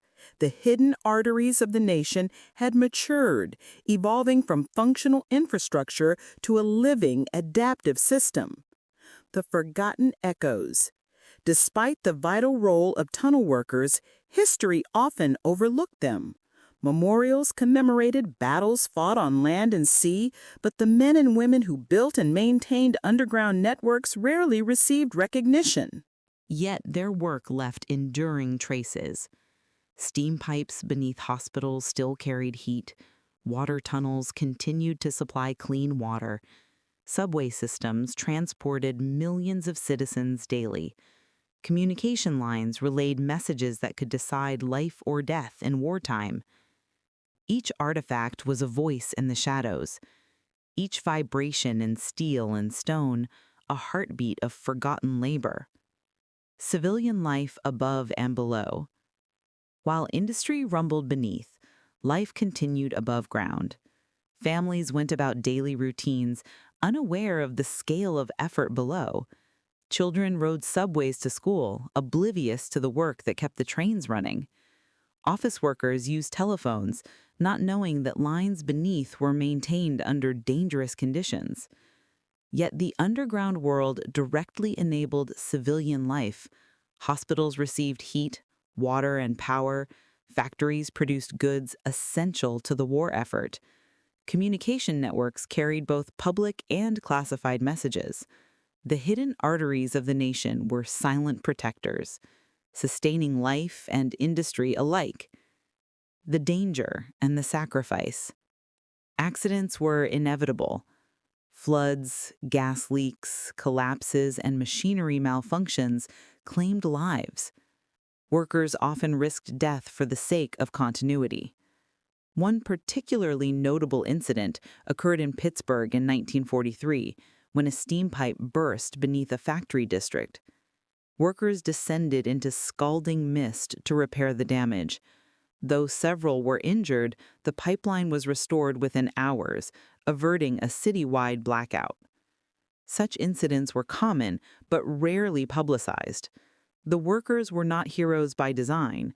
They were heroes by circumstance, bound to tunnels, machinery, and human ingenuity. Lessons from the depths. Isaac often reflected on the parallels between ancient subterranean civilizations and 20th century tunnel laborers. Both groups understood the principles of resilience, adaptation, and redundancy. Both relied on meticulous planning, knowledge passed down through generations, and the courage of individuals willing to work unseen. Marta added, "Civilization is strongest where its arteries are secure, and the arteries aren't just metal or stone, they're human." Jonah, looking at old maps and modern schematics side by side, nodded. If the past teaches anything, it's that survival depends on infrastructure and the people who maintain it, even if no one sees them. The modern echoes of rumble. Even today, as cities modernize and automate, the rumble persists. Sensors and automated systems hum along old routes, yet maintenance crews continue to patrol tunnels, inspect steel, and ensure the heartbeat of the city remains steady. The vibration underfoot, once the sound of hammer on steel, now the hum of pumps and generators, is a reminder civilization is a living organism, sustained by hidden networks and the dedication of those who operate in the shadows. Chapter closing. Beneath the cities, the rumble continues. Steam hisses, water flows, and electricity hums. Trains glide over rails laid decades ago. Communication pulses move invisibly. The veins of industry and war are no longer new, yet they remain vital. Every vibration is a testament to those who labored unseen, to the innovation born of necessity, and to the resilience of a nation that built its future beneath its feet. History does not always honor the invisible, but the tunnels remember. The walls remember. The rumble in the depths remembers. And those who walk the streets above can feel it, if only they listen. Beneath every city lies the proof of human courage, industry, and endurance. The arteries of the nation pulse quietly, sustaining life, preserving memory, and reminding us that progress is always rooted in the unseen. The night sky above New York shimmered with neon, headlights, and the constant hum of human activity. Yet the true marvel, the engine of civilization itself, pulsed not in the towers or the streets, but beneath the surface, in a labyrinth of wires, conduits, and silent machines that carried electricity across the veins of the city. It was a dream realized by visionaries, engineers, and anonymous workers, a city that never slept, powered not by magic, but by ingenuity, sweat, and daring. The birth of modern urban power. Electricity arrived in American cities in the late 19th century, a spark that would illuminate streets, factories, and homes. Early installations were rudimentary. Arc lamps, small-scale dynamos, and a handful of distribution lines that could barely supply neighborhoods. Yet the potential was enormous. By 1900, engineers began imagining a city where power flowed invisibly beneath the streets, connecting buildings, streetlights, hospitals, and industry. Tunnels once carved for water or transport were adapted to carry copper lines and switchgear. Isaac, Marta, and Jonah had explored ancient subterranean cities where early civilizations had harnessed thermal, water, and mechanical energy. The modern electric grid seemed a direct evolution of those principles, harnessing energy, distributing it efficiently, and safeguarding it through redundancy. Electricity became the lifeblood of a growing nation, and the underground corridors its arteries. Engineering the dream. The first challenge was scale. Early power stations were massive, generating enough current to illuminate city blocks. Lines were thick and dangerous, insulated poorly by modern standards, and vulnerable to both weather and human error. Engineers soon realized that to create a reliable urban system, electricity could not merely travel above ground. Underground conduits provided protection, stability, and redundancy. Copper wires, steel conduits, and insulating materials allowed electricity to flow continuously even during storms or blizzards. New York, Chicago, Philadelphia, and Boston all developed underground grids, sometimes repurposing older tunnels originally intended for water, steam, or transport. Maintenance crews became the silent custodians, monitoring lines, repairing faults, and ensuring uninterrupted service. The people behind the glow. As cities electrified, entire careers emerged around the tunnels. Linemen, engineers, electricians, and laborers navigated shafts, climbed ladders, and crawled through conduits to maintain and expand the network. Take Harold Jensen, an electrician in Chicago during the 1920s. Each day, he descended into underground tunnels with a tool bag and lantern, tracing wires that carried life to tens of thousands above. He worked tirelessly, often alone, repairing frayed cables and replacing corroded connectors. Or Clara Rodriguez, one of the few female electrical technicians in Manhattan during the 1940s. Her precise calculations and steady hands ensured that hospitals remained lit during blackout drills, subways remained powered, and entire neighborhoods could rely on consistent illumination. These were unsung heroes, invisible to the public, yet their work shapes the rhythm of life above ground. The hum of electricity was both a reward and a reminder of their devotion. A symphony of wires. By the mid-20th century, the underground grid had grown into a symphony of complexity. Massive feeders carried high-voltage currents, while secondary lines branched to homes, offices, and factories. Switchgear rooms resembled cathedrals of copper and steel, humming with invisible energy. The tunnels themselves seemed alive. Steam from nearby water pipes mingled with heat from electrical cables. Vibrations from trains above harmonized with the hum of current below. Occasional hissing or popping of arc lamps reminded workers of the energy flowing around them. Isaac often remarked that the underground system was the nervous system of a modern city, transmitting signals and energy as seamlessly as a body transmits life through its veins. Innovation born from necessity.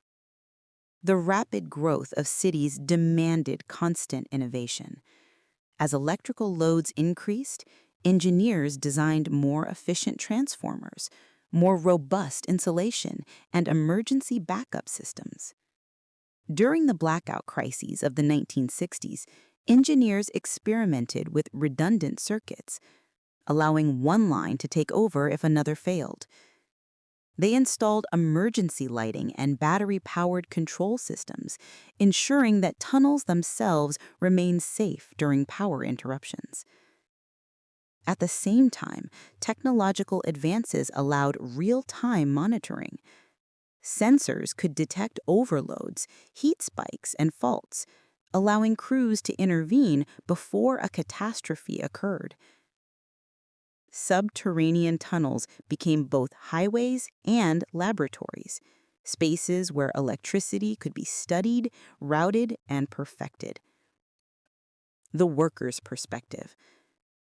For the people working underground, electricity was not abstract. It was tactile, dangerous, and alive. They felt its presence in heat radiating from high current lines, in the static charge that made hair stand on end, in the hum that vibrated through steel beams and stone floors. Young apprentices learned early that respect was mandatory. A misstep could injure, a slip could be fatal, and a miscalculation could darken an entire district. Yet there was pride in the work. Each repaired cable, each successfully routed line meant a hospital stayed lit, a subway train continued running, a street remained bright. The invisible network above was only visible in its results, and every achievement was a testament to skill and courage. Electricity meets urban growth. By the 1970s, underground electrical networks had become integral to city life.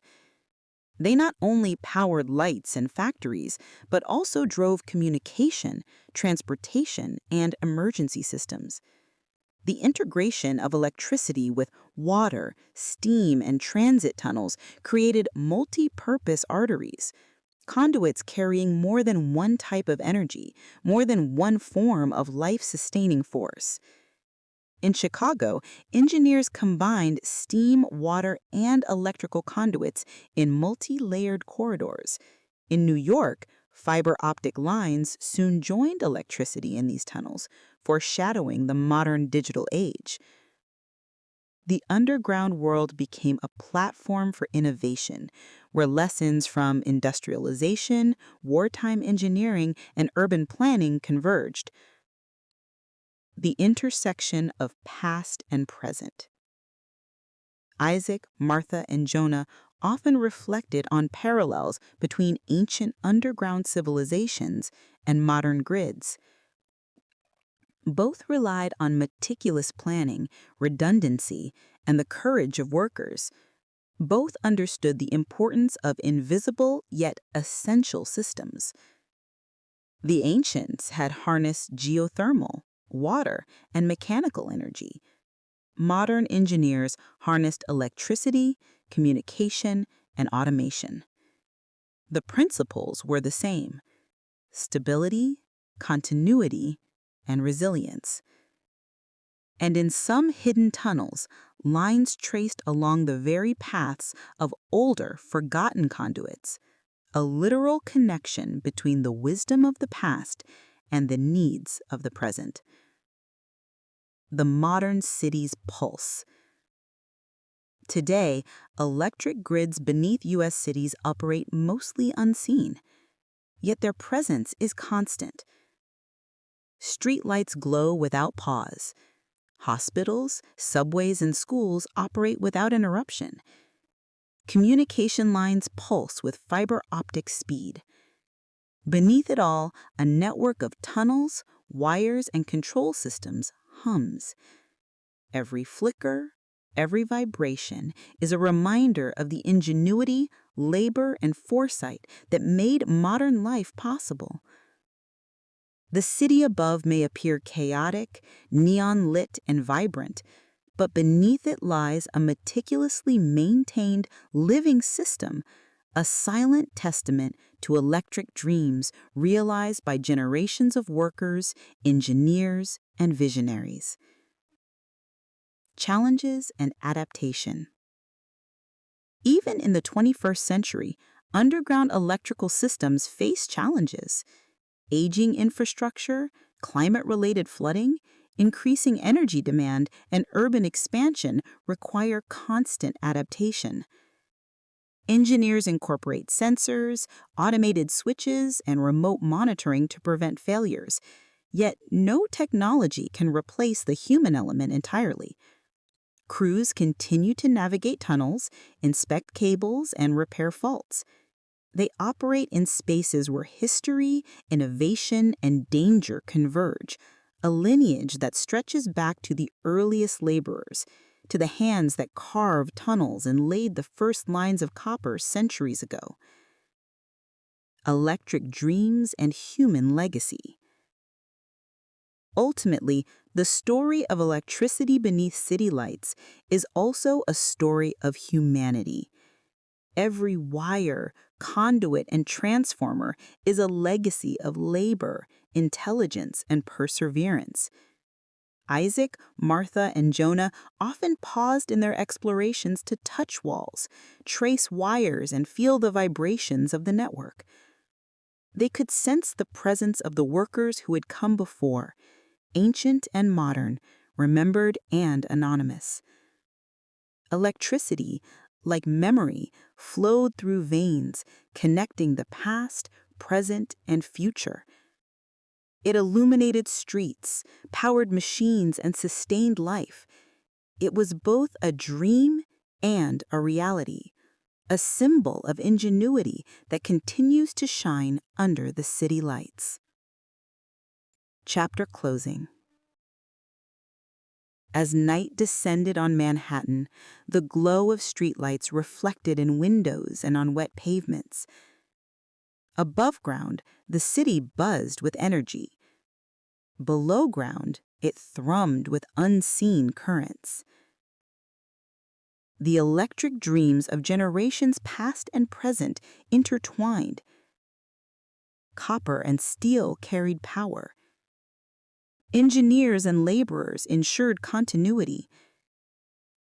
Cities thrived because of invisible effort, and the tunnels themselves whispered a reminder to anyone who would listen.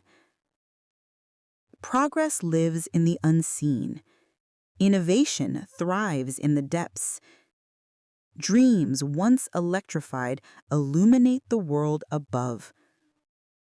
Beneath the city lights, the pulse of civilization flowed, not just through streets, but through wires, conduits, and the enduring legacy of those who dared to dream in the dark. The early 20th century brought with it the promise of progress, the allure of urban expansion, and the growing realization that the surface of the city could only hold so much. Skyscrapers reached higher, streets teemed with life, and the hum of industry became nearly deafening. Yet the real story of growth was not above ground. It was miles below the surface. Beneath Manhattan, Chicago, Boston, and Philadelphia, engineers and laborers embarked on a monumental task to expand, connect, and modernize the hidden arteries that would sustain cities for generations. The vision of expansion. By the 1920s, planners recognized that the growth of modern cities required more than bridges, roads, and rail lines. The arteries of civilization, water mains, electrical grids, steam lines, sewer systems, and mass transit tunnels had to expand in tandem. In New York, city engineers envisioned a layered network, subways carrying millions of passengers, water mains delivering clean supply, steam tunnels heating buildings, and electrical lines powering the city. Each system required careful coordination. Misalign a single conduit, and the consequences could ripple across multiple networks. The vision was audacious.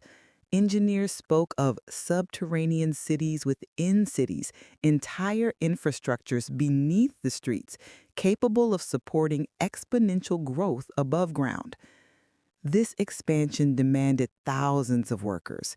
Many were immigrants, sons and daughters of earlier laborers who had built the first tunnels decades prior.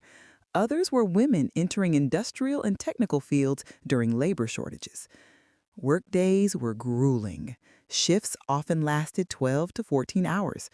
Workers navigated tight tunnels, handled heavy equipment, and endured dust, steam, and the constant vibration of activity above. Yet the camaraderie and shared purpose were palpable. Teams relied on each other not only for progress, but for survival. Stories of individual courage persisted. Peter Kowalski, a Polish immigrant, managed to redirect a water line in Manhattan's Lower East Side during a partial collapse, saving both workers and neighborhood residents. Maria Gonzalez, working in Philadelphia's new steam tunnel expansion, meticulously measured pressure tolerances, ensuring that thousands of buildings would remain heated through the harsh winters. A team in Chicago's South Loop navigated unstable soil while installing electrical conduits, completing the project weeks ahead of schedule without a single accident. These were the unsung heroes of expansion, whose hands literally shaped the veins of modern cities. Engineering challenges of deep expansion. Building miles below the surface was far from simple. Soil conditions varied dramatically within blocks. Bedrock, clay, sand, and underground water pockets all presented unique challenges. Engineers had to innovate constantly. Techniques included tunneling shields to prevent collapses, reinforced concrete linings to support walls and ceilings, dynamic mapping systems, allowing multiple teams to coordinate construction without interfering with each other. In New York, some tunnels were dug beneath already existing subways, creating a multi-layered labyrinth where a misstep could collapse both old and new infrastructure. Precision was essential. One misplaced support beam could result in disaster. Despite danger, workers persisted. Each foot of tunnel represented progress, a tangible step toward a modern urban vision. The subway boom. Perhaps the most visible aspect of the Great Underground Expansion was the subway. Millions relied on it daily, but few understood the engineering feats required to extend lines miles beneath the city. In the 1920s and 30s, New York expanded from a handful of lines to an extensive network spanning boroughs. Chicago and Boston followed similar paths, each city adapting techniques based on geography and soil conditions. Construction crews worked tirelessly to ensure ventilation for safe operation, drainage to prevent flooding, and reinforced tunnels to support surface traffic. Subway tunnels became arteries of commerce, culture, and daily life. Above ground, cities thrived. Below, hidden networks carried the weight of an ever-growing urban population. Integration of utilities. The expansion was not limited to transit. Utility systems had to grow concurrently. Water tunnels, sewer lines, steam conduits, and electrical grids were integrated into the subterranean network. In Boston, engineers designed multi-layered utility corridors, water on top, steam in the middle, electrical and communication lines at the bottom. This organization allowed maintenance teams to work efficiently while minimizing interference across systems. The integration also offered redundancy. If one system failed, others could compensate, preserving essential services. This philosophy of resilience, learned from ancient builders and early modern pioneers, guided every decision in underground expansion. Innovation in construction techniques. The sheer scale of expansion demanded constant innovation. Engineers experimented with compressed air tunneling, allowing workers to excavate deep under soft soil, electrically powered drills, replacing manual labor in key areas, prefabricated tunnel segments, reducing construction time while increasing safety. These innovations ensured that expansion kept pace with urban growth. They also inspired new generations of engineers to think creatively about the relationship between human needs and subterranean space. The human stories of expansion. Amid the technical feats, human stories remained central.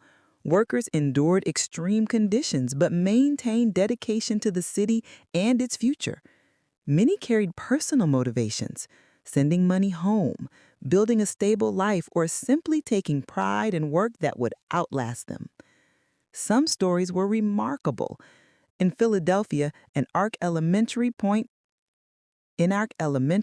a team in Chicago worked through a winter storm, repairing a collapsed water main below freezing temperatures, ensuring hospitals remained operational. In New York, an immigrant worker meticulously inscribed his initials in a concrete wall, a small mark asserting presence in a network that often erased individuality. Each story, though rarely recorded in history books, contributed to the legacy of the Great Expansion. The psychological impact of depth. Working miles below the surface came with psychological challenges. Darkness, isolation, and constant noise tested endurance. Yet many workers found pride and purpose in their environment. Isaac often noted that the tunnel system itself seemed alive. Vibrations, echoes, and the hum of machinery created a rhythm, a heartbeat. Workers adapted to this rhythm, relying on intuition, memory, and teamwork to navigate both physical and mental challenges.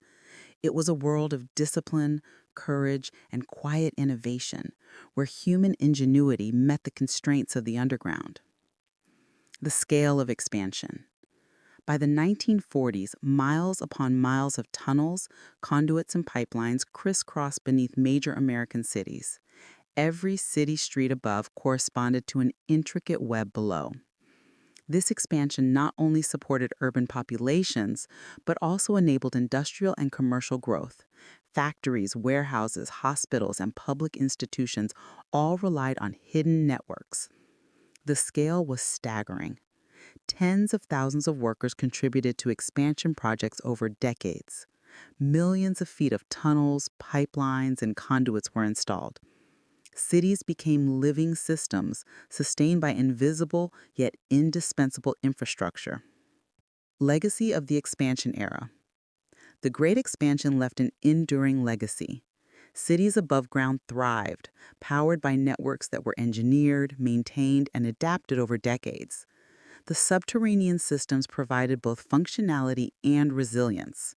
Moreover, the era instilled lessons that persist today. Redundancy is essential.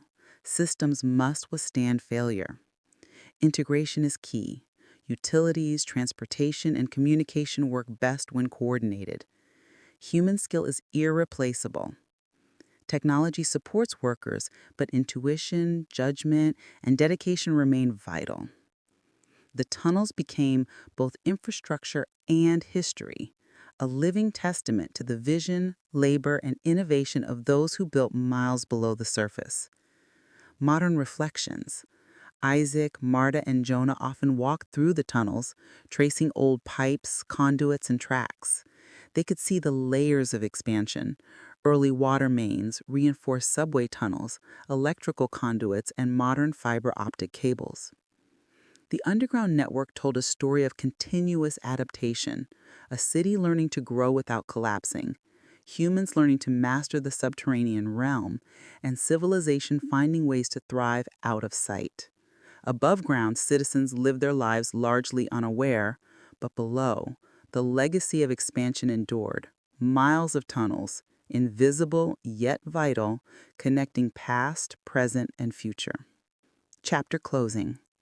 The Great Expansion was more than an engineering feat. It was a statement of human ingenuity, resilience, and foresight. Miles below the surface, a network of tunnels, pipelines, and conduits carried the bloodline of cities, ensuring that above-ground growth remained possible. Steam flowed, water traveled, electricity pulsed. Subways carried millions day and night. Communication lines transmitted messages that shaped commerce, governance, and society. And amidst it all, the workers, anonymous, courageous, and determined, remained the heart of this subterranean world. The Great Expansion beneath America's cities is a reminder that true progress often occurs where few eyes can see it, in spaces that few dare to explore, and in the hands of those who build not for recognition, but for the future itself. Beneath the streets of Boston, Philadelphia, and New York lay corridors unseen, spaces unmarked on any modern map. They were more than basements or utility tunnels. They were relics of eras when craftsmanship, secrecy, and ambition intertwined. Forgotten doors, heavy iron gates, and sealed archways punctuated these subterranean networks, guarding stories that time had buried and the curious rarely uncovered. Isaac, Murda, and Jonah had spent years tracing maps, following old engineering schematics, and decoding the whispers of urban legends. Yet nothing had prepared them for the moment they first encountered a gate sealed with decades of rust and mystery, its presence almost imperceptible behind layers of grime in a forgotten hallway beneath Lower Manhattan. The discovery. The first clue was a ledger from 1924. Tucked inside a maintenance office atop a deserted subway line. It mentioned Service Hatch 12B, a structure long omitted from official records after the city had reorganized utility access. The ledger described iron doors with heavy locks, reinforced walls, and adjacent chamber once used for emergency water diversion. Armed with lanterns, climbing gear, and a sense of reverence, the trio descended. The walls smelled of damp stone, soot, and old iron. The faint hum of electricity ran in parallel conduits, while steam pipes above hissed like ghosts from another century. When they reached the gate, it was more imposing than the ledger suggested. Riveted iron panels, a thick locking mechanism, and a carved symbol they could not immediately identify. Jonah ran his gloved hand over the iron. "This isn't just a utility gate. It's a threshold," he murmured. Sealing secrets. History had learned to hide in plain sight. In Philadelphia, during the late 1800s, city planners had built emergency chambers beneath City Hall. These were intended to hold critical records, water, or even personnel in case of disaster. Most entrances had been sealed after decades of bureaucratic reshuffling. Over time, cobwebs, paint, and concrete concealed their presence. Marta had always been drawn to these forgotten thresholds. She believed they held both human and historical memory. Doors meant to protect, hide, or occasionally punish.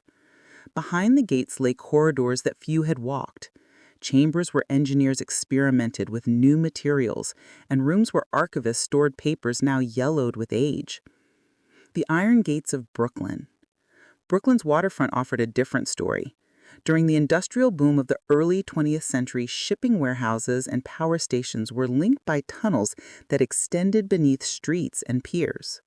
One gate, reinforced with iron bars and stamped with the logo of a forgotten electrical company, had been welded shut after the facility was decommissioned. Isaac pried loose a small panel and discovered a mechanical puzzle of gears and cogs behind it. Someone had designed the gate not only to block access, but to confuse anyone attempting to open it without knowledge of the mechanism. This was not a city planning choice.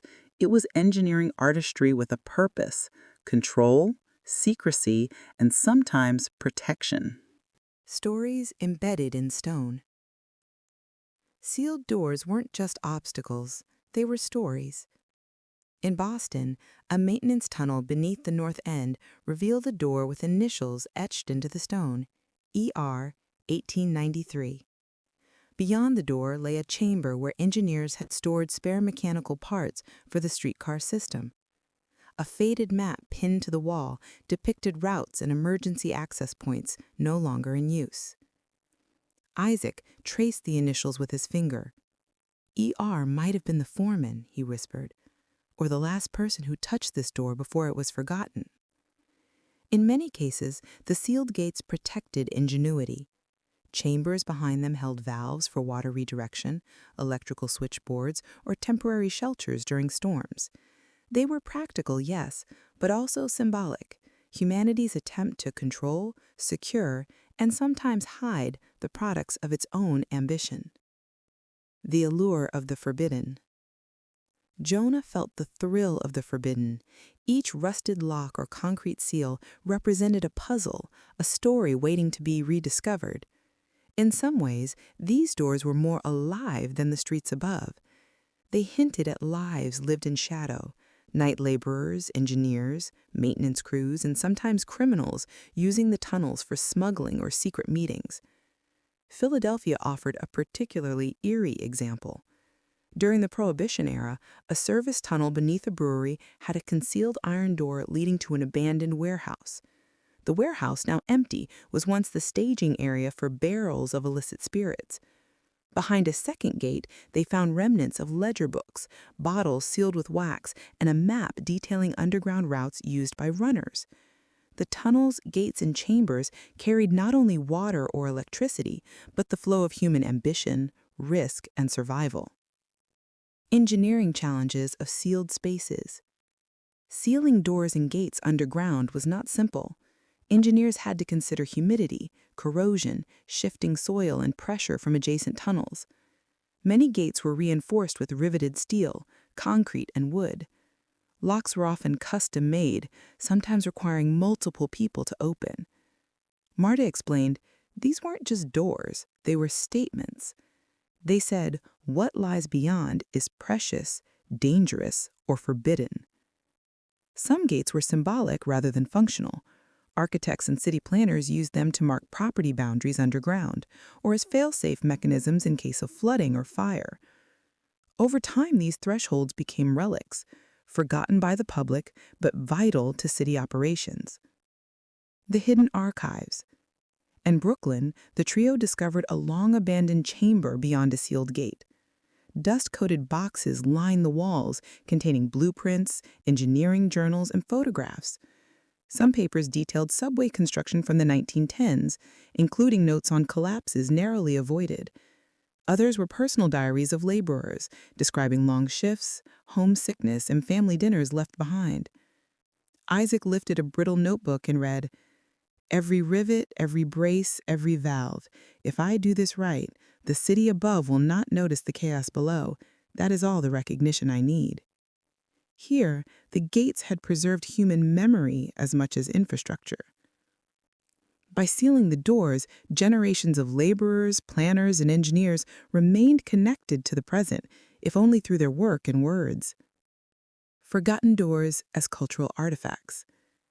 The iron gates and sealed doors became, unintentionally, cultural artifacts.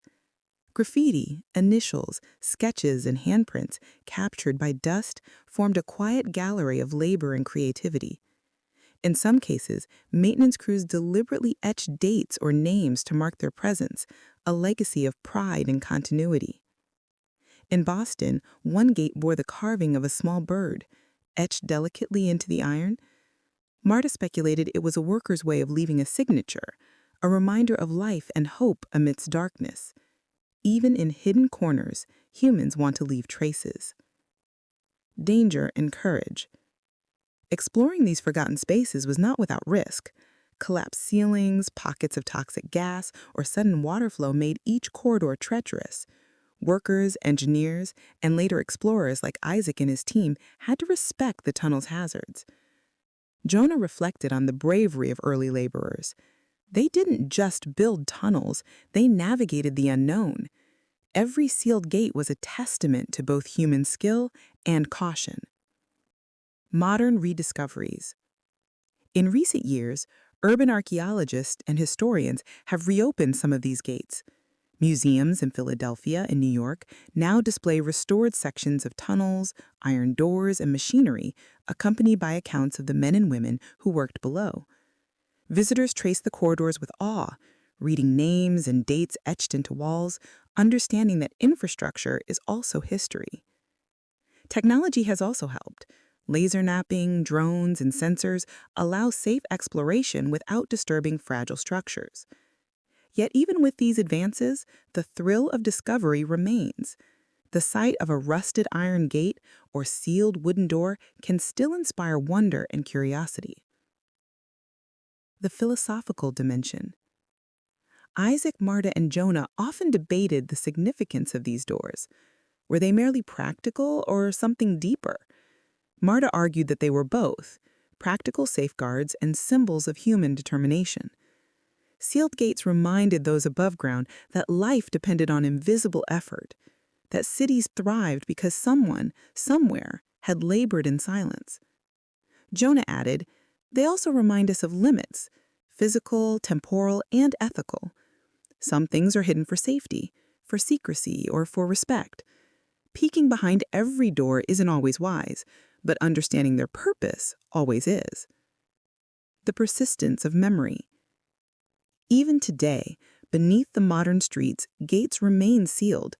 Some new constructions sometimes reveal hints of them, curved archways, rested hinges, or brickwork different from surrounding walls. Sensors track water, electricity, and airflow, but they cannot capture memory. Only the human eye, curiosity, and care can interpret these artifacts. The sealed iron gates and forgotten doors are silent teachers. They speak of resilience, ingenuity, risk, and continuity. They show that civilization is layered with hidden efforts supporting the visible world. Every lock, rivet, and arch tell a story of endurance and foresight. Chapter closing. Beneath Boston, Philadelphia, and New York, the forgotten doors and sealed iron gates still wait.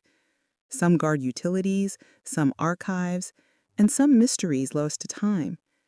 For those who listen carefully, they tell the tale of cities built by unseen hands, of laborers who navigated darkness and danger, and of ingenuity that flowed silently beneath the streets for generations. History, like water in the tunnels, continues to flow. And sometimes all it takes is a gloved hand on cold iron, a lantern's flicker, and the courage to open what was long forgotten, to hear the stories carried beneath the city for generations. Beneath every sealed gate lies memory. Behind every forgotten door lies labor, courage, and civilization itself. Beneath the sprawling streets of Detroit, Pittsburgh, and Chicago, silence lingered in spaces long abandoned. Iron beams, once polished by engineers and workers, now bore rust. Concrete walls, once reverberating with the rhythmic hammering of labor, now hummed softly with the resonance of wind, water, and distant trains. In these tunnels, subways, and forgotten factories, history whispered. Isaac, Marta, and Jonah had grown familiar with the pulse of modern underground networks, but these were different. Here, decay had become the teacher. Rust and resonance told stories of laborers, engineers, and innovators who had long since vanished above ground. The first echo. In Detroit, they descended into an abandoned automotive factory basement that had once powered production lines for the assembly of cars in the 1930s. Massive steel girders, now pocked with oxidation, spanned the ceiling. Conveyor belts, half eaten by corrosion, still hummed faintly as air moved through the shafts. Jonah tapped a metal beam. The note that resonated back was low, haunting. "It's almost musical," he said. "Each structure vibrates differently.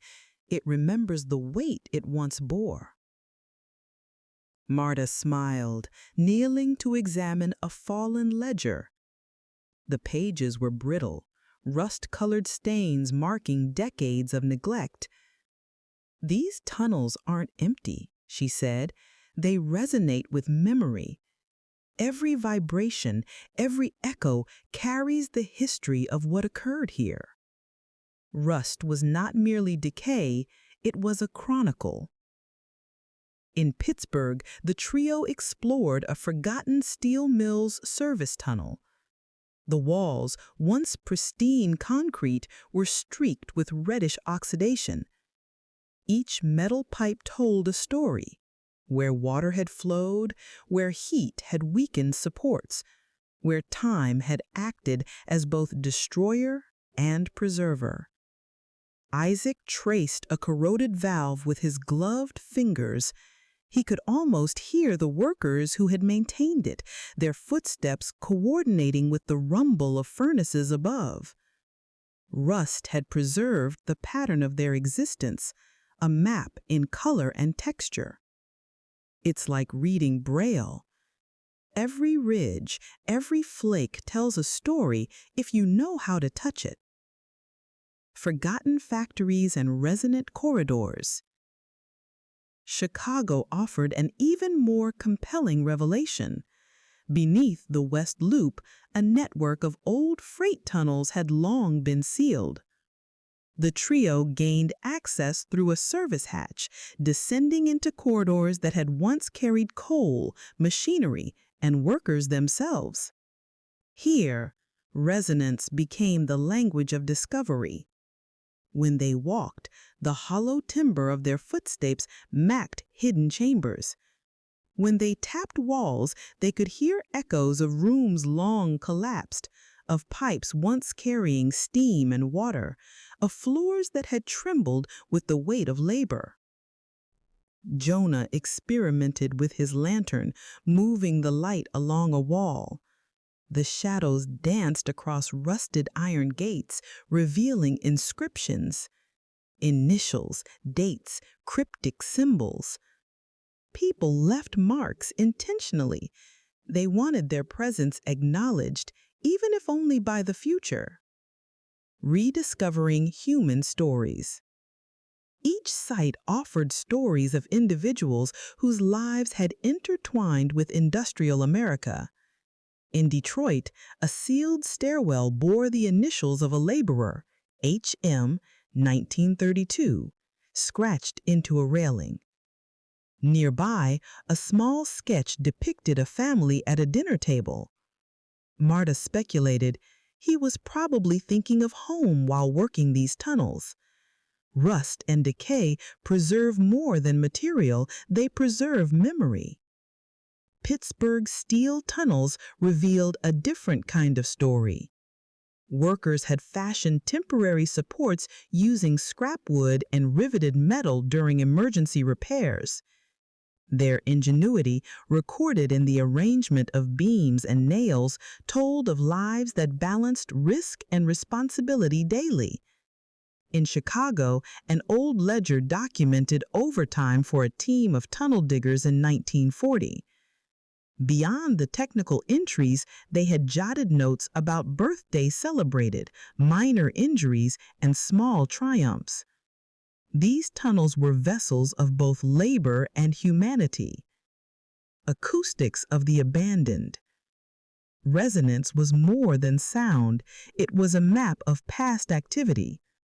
The trio noticed that each corridor, chamber, and stairwell had a distinct acoustic signature. Low, prolonged echoes suggested wide chambers. Quick, sharp rebounds indicated narrow shafts. Isaac explained these vibrations are footprints of the past. If you listen carefully, you can reconstruct history. You can tell where machinery ran, where people walked, and even how they moved. Marta added, this is why preserving old tunnels is vital. The walls and beams carry more than metal, they carry memory. Danger and discovery. Exploring abandoned tunnels was perilous. Rust weakened beams, floors creaked unpredictably, and pockets of stagnant water concealed hazards. Yet the risks heightened the thrill of rediscovery. In one Pittsburgh tunnel, a partially collapsed floor revealed a hidden maintenance chamber beneath. It had escaped city records. Inside, rust-covered gauges, old gas masks, and a toolbox frozen in time awaited. Isaac gingerly opened the toolbox, finding tools with the initials of a worker etched into their handles. These tools were loved, maintained, and forgotten, he quietly said. Time as a sculptor. Rust and resonance were forms of sculpting. Over decades, oxygen, water, and vibration had reshaped corridors, leaving textures and tones that only attentive explorers could read. Patterns of corrosion indicated where water had pooled, where heat had stressed metal, where repeated footfalls had worn floors unevenly. Jonah compared it to archaeology above ground. We're interpreting the stratigraphy of human labor. Each layer of rust, each echo, each collapsed beam tells a story. Human legacy preserved. Rediscovery was a dialogue with the past. Every rusted gate and resonant chamber preserved the effort, courage, and ingenuity of unseen laborers. Letters left in pipe shafts, initials carved into beams, and sketches on walls were a testament to lives lived largely in shadows, but whose work shaped cities above. In Chicago, a partially collapsed subway service tunnel revealed notes about ventilation issues, emergency repairs, and workers' personal worries. One note read, "If this tunnel fails, the neighborhood above will flood. We do this so no one notices our work. That is our reward." Modern reverberations. Today, sensors, drones, and 3D mapping technology allow cities to monitor abandoned tunnels safely. Yet the true experience comes from the human senses, feeling vibrations, hearing echoes, observing rust patterns. Rediscovery requires curiosity, patience, and respect. Isaac, Marta, and Jonah often compared abandoned tunnels with active ones. Active tunnels hum with life, energy, and purpose, Isaac said. Abandoned tunnels hum with memory. Both teach us the value of unseen labor. Cultural and historical resonance. Rust and resonance also carry cultural meaning. Workers left subtle traces, initials, dates, small carvings. These were not acts of vanity, but proof of existence. Across Detroit, Pittsburgh, and Chicago, the trio noted how even industrial spaces became cultural repositories. Marta noted, "These traces remind us that history is not only recorded in books or monuments, it survives in metal, concrete, and stone, preserved by rust, shaped by resonance." Lessons for the present. Rediscovery through rust and resonance offers lessons. 1. Patience. Uncovering history requires time, careful observation, and respect. 2. Resilience. Laborers' ingenuity persists even as materials decay. 3. Continuity. Modern urban life rests on these hidden foundations. 4. Memory. Rust and resonance preserve the human experience long after documentation fades. Rediscovery as a narrative. The trio realized that exploration was storytelling. Each tunnel, iron gate, or rusted beam provided a chapter. By documenting these discoveries, they preserved both physical structures and the intangible memory embedded in them. Isaac wrote detailed notes, photographs, and sketches. Marta focused on the human stories, initials, letters, and drawings left behind. Isaac cataloged structural details and acoustic properties. Together, they reconstructed lives, labor, and ambition from decades of abandonment. Epilogue. Echoes of Labor. As they ascended from the tunnels one evening in Detroit, the city above glittered with neon, headlights, and energy. Yet below, the tunnels continued to resonate. Rust whispered stories of forgotten laborers. Echoes traced the rhythm of past industry. Shadows preserved the memory of hands that built, maintained, and innovated. Isaac looked back at the stairwell leading to the street. Every vibration, every layer of rust, every echo is a thread connecting us to the past. Rediscovery is not just about exploration, it's about understanding our collective legacy. Marta nodded. These tunnels teach us that memory survives in unexpected ways. Civilization endures not only through what is celebrated above ground, but through what rust and resonance preserve below. Jonah added, "And the more we listen, the more we understand. Every creak, every hum, every corroded beam has a story. We just need to pay attention." Beneath Detroit, Pittsburgh, and Chicago, history hums, decays, and persists. Rediscovery through rust and resonance ensures that the silent work of generations, laborers, engineers, innovators, continues to speak, even to those walking busy streets above. The tunnels are alive. Their stories endure, and in their resonance, we hear the heartbeat of human endeavor. Beneath the endless grid of American cities, from the crowded avenues of New York to the industrial corridors of Pittsburgh and the riverfront tunnels of Chicago, a pulse continued, silent, persistent, and eternal. It was the heartbeat not of flesh, but of civilization itself, the underground world of pipes, conduits, subways, and tunnels that kept cities alive, resilient, and connected. Isaac, Marta, and Jonah had explored many facets of underground life. They had traced the echoes of abandoned factories, rediscovered rusted gates, and marveled at the ingenuity of early water tunnels. Yet the pulse they were now chasing was different. It was living, dynamic, and ever-present.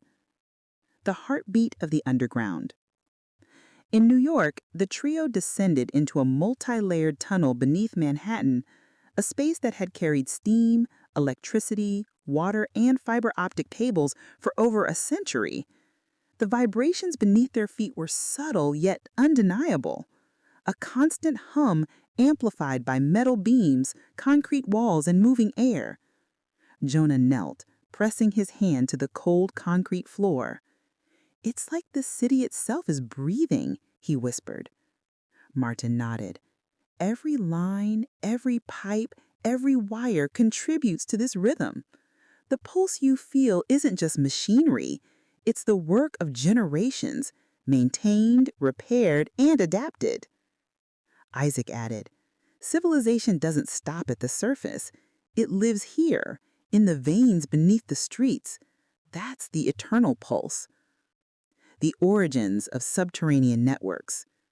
The pulse had begun decades before, in the late 19th and early 20th centuries, when American cities faced unprecedented growth. Population booms, industrial expansion, and urban densification demanded a new approach to infrastructure. In Boston, engineers had developed multi-layered tunnels where water, steam, gas, and electricity coexisted, carefully organized to prevent interference. Pittsburgh's steel mills had extended underground rail lines and service tunnels to move raw materials efficiently. Philadelphia integrated sewers, water mains, and transport lines in a delicate choreography that required precise engineering. These networks were more than functional, they were symphonic. Every conduit, pipe, and tunnel acted as an instrument in a complex composition that harmonized above-ground activity with subterranean flow. Life in the veins. Workers had long recognized the pulse of subterranean life. Men and women who labored in tunnels developed an almost instinctive understanding of the rhythm, how machinery hummed, how pipes vibrated, and how structural elements flexed under pressure. Harold Jensen, an electrician in Chicago during the 1920s, once described it as feeling the city in your bones. Descending into a service tunnel, he would sense where currents flowed, where steam lines expanded, and where floors might give way. For workers like Jensen, the pulse was both guide and warning. Women, too, became part of this rhythm. During World War II, labor shortages drew women into technical and supervisory roles underground. Eleanor Hart in Philadelphia monitored water pressure in deep shafts, ensuring hospitals and factories remained operational.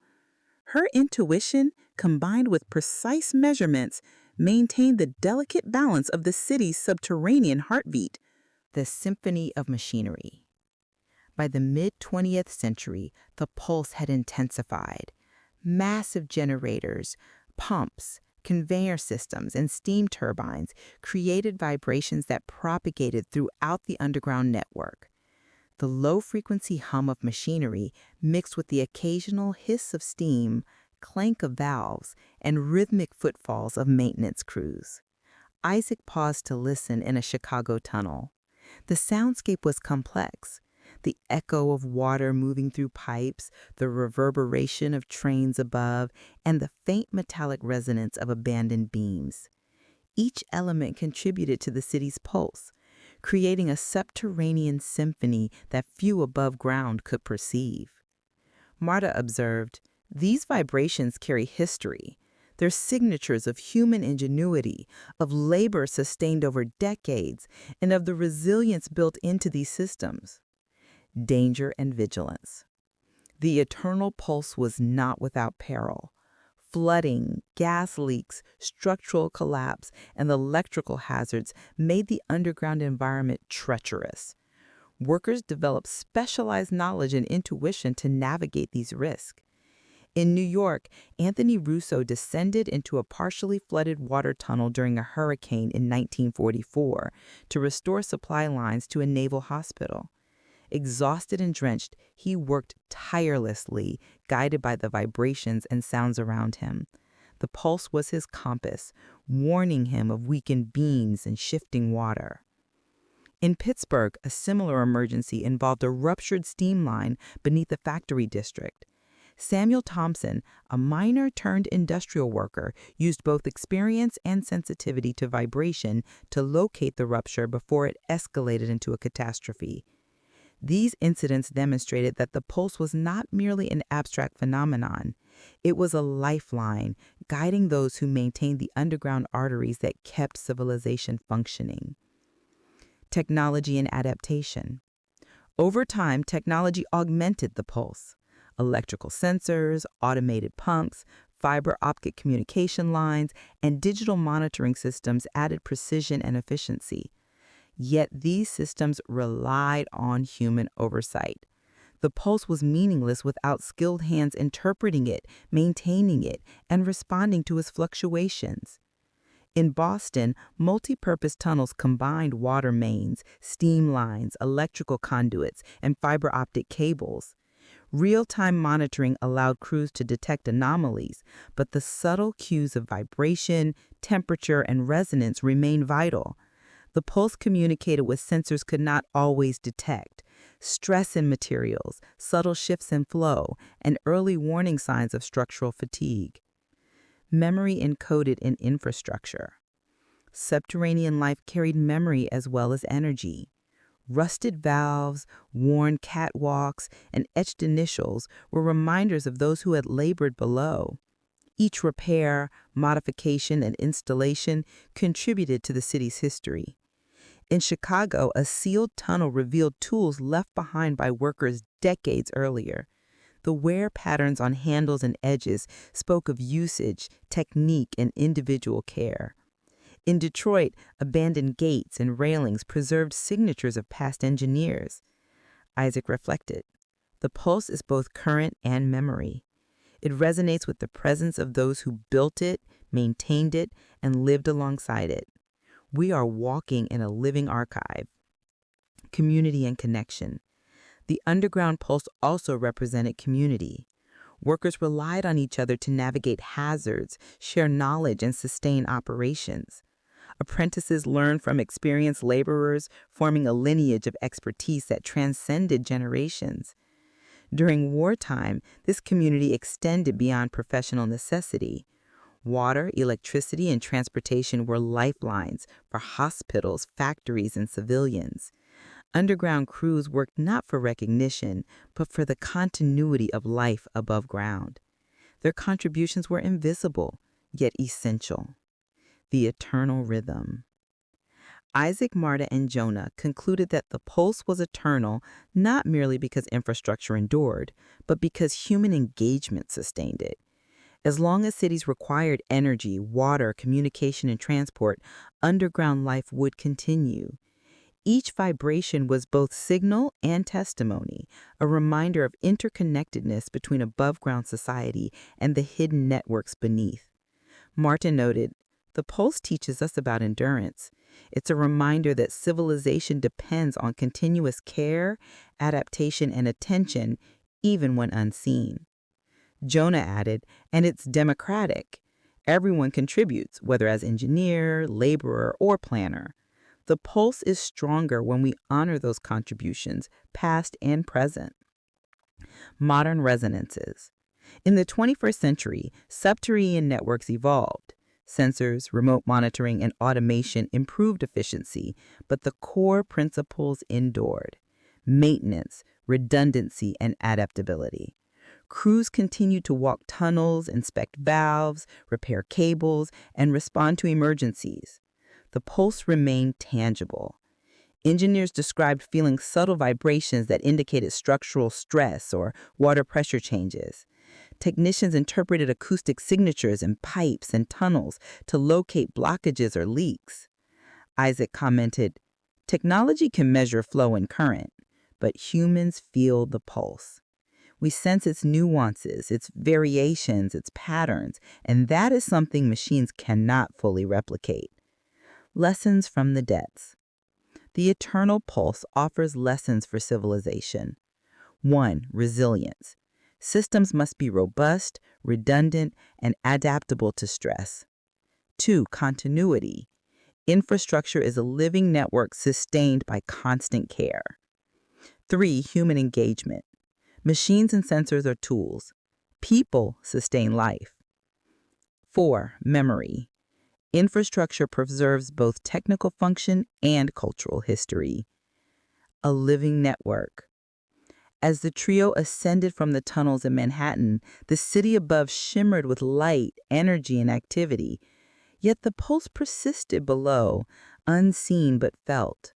Steam hissed through conduits, water surged in mains, electricity hummed through copper and steel.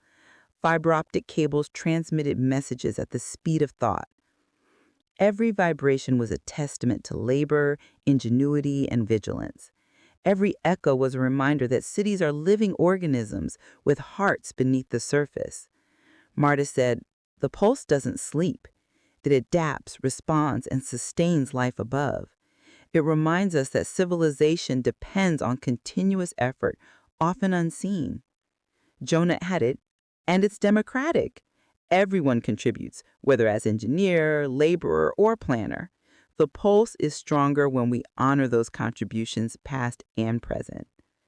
Epilogue: The Eternal Pulse.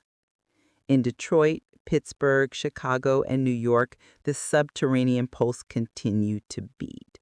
Subways carried passengers, synchronizing with vibrations and structural beams. Water mains supplied homes, hospitals, and factories. Electricity conduits powered lights, machines, and communication. The pulse was eternal not because metal and concrete persisted, but because human engagement persisted. Maintenance crews, engineers, and workers ensured continuity across decades. Isaac, Marta, and Jonah realized that the pulse was more than infrastructure. It was civilization itself, alive, responsive, and enduring. Each step, each vibration, each echo was a testament to the unseen hands that shaped, maintained, and preserved life above ground. The eternal pulse of subterranean life endures. It teaches resilience, continuity, memory, and respect. It hums beneath cities, connecting generations, safeguarding civilization, and reminding all who listen that life flows not only above, but forever beneath the streets.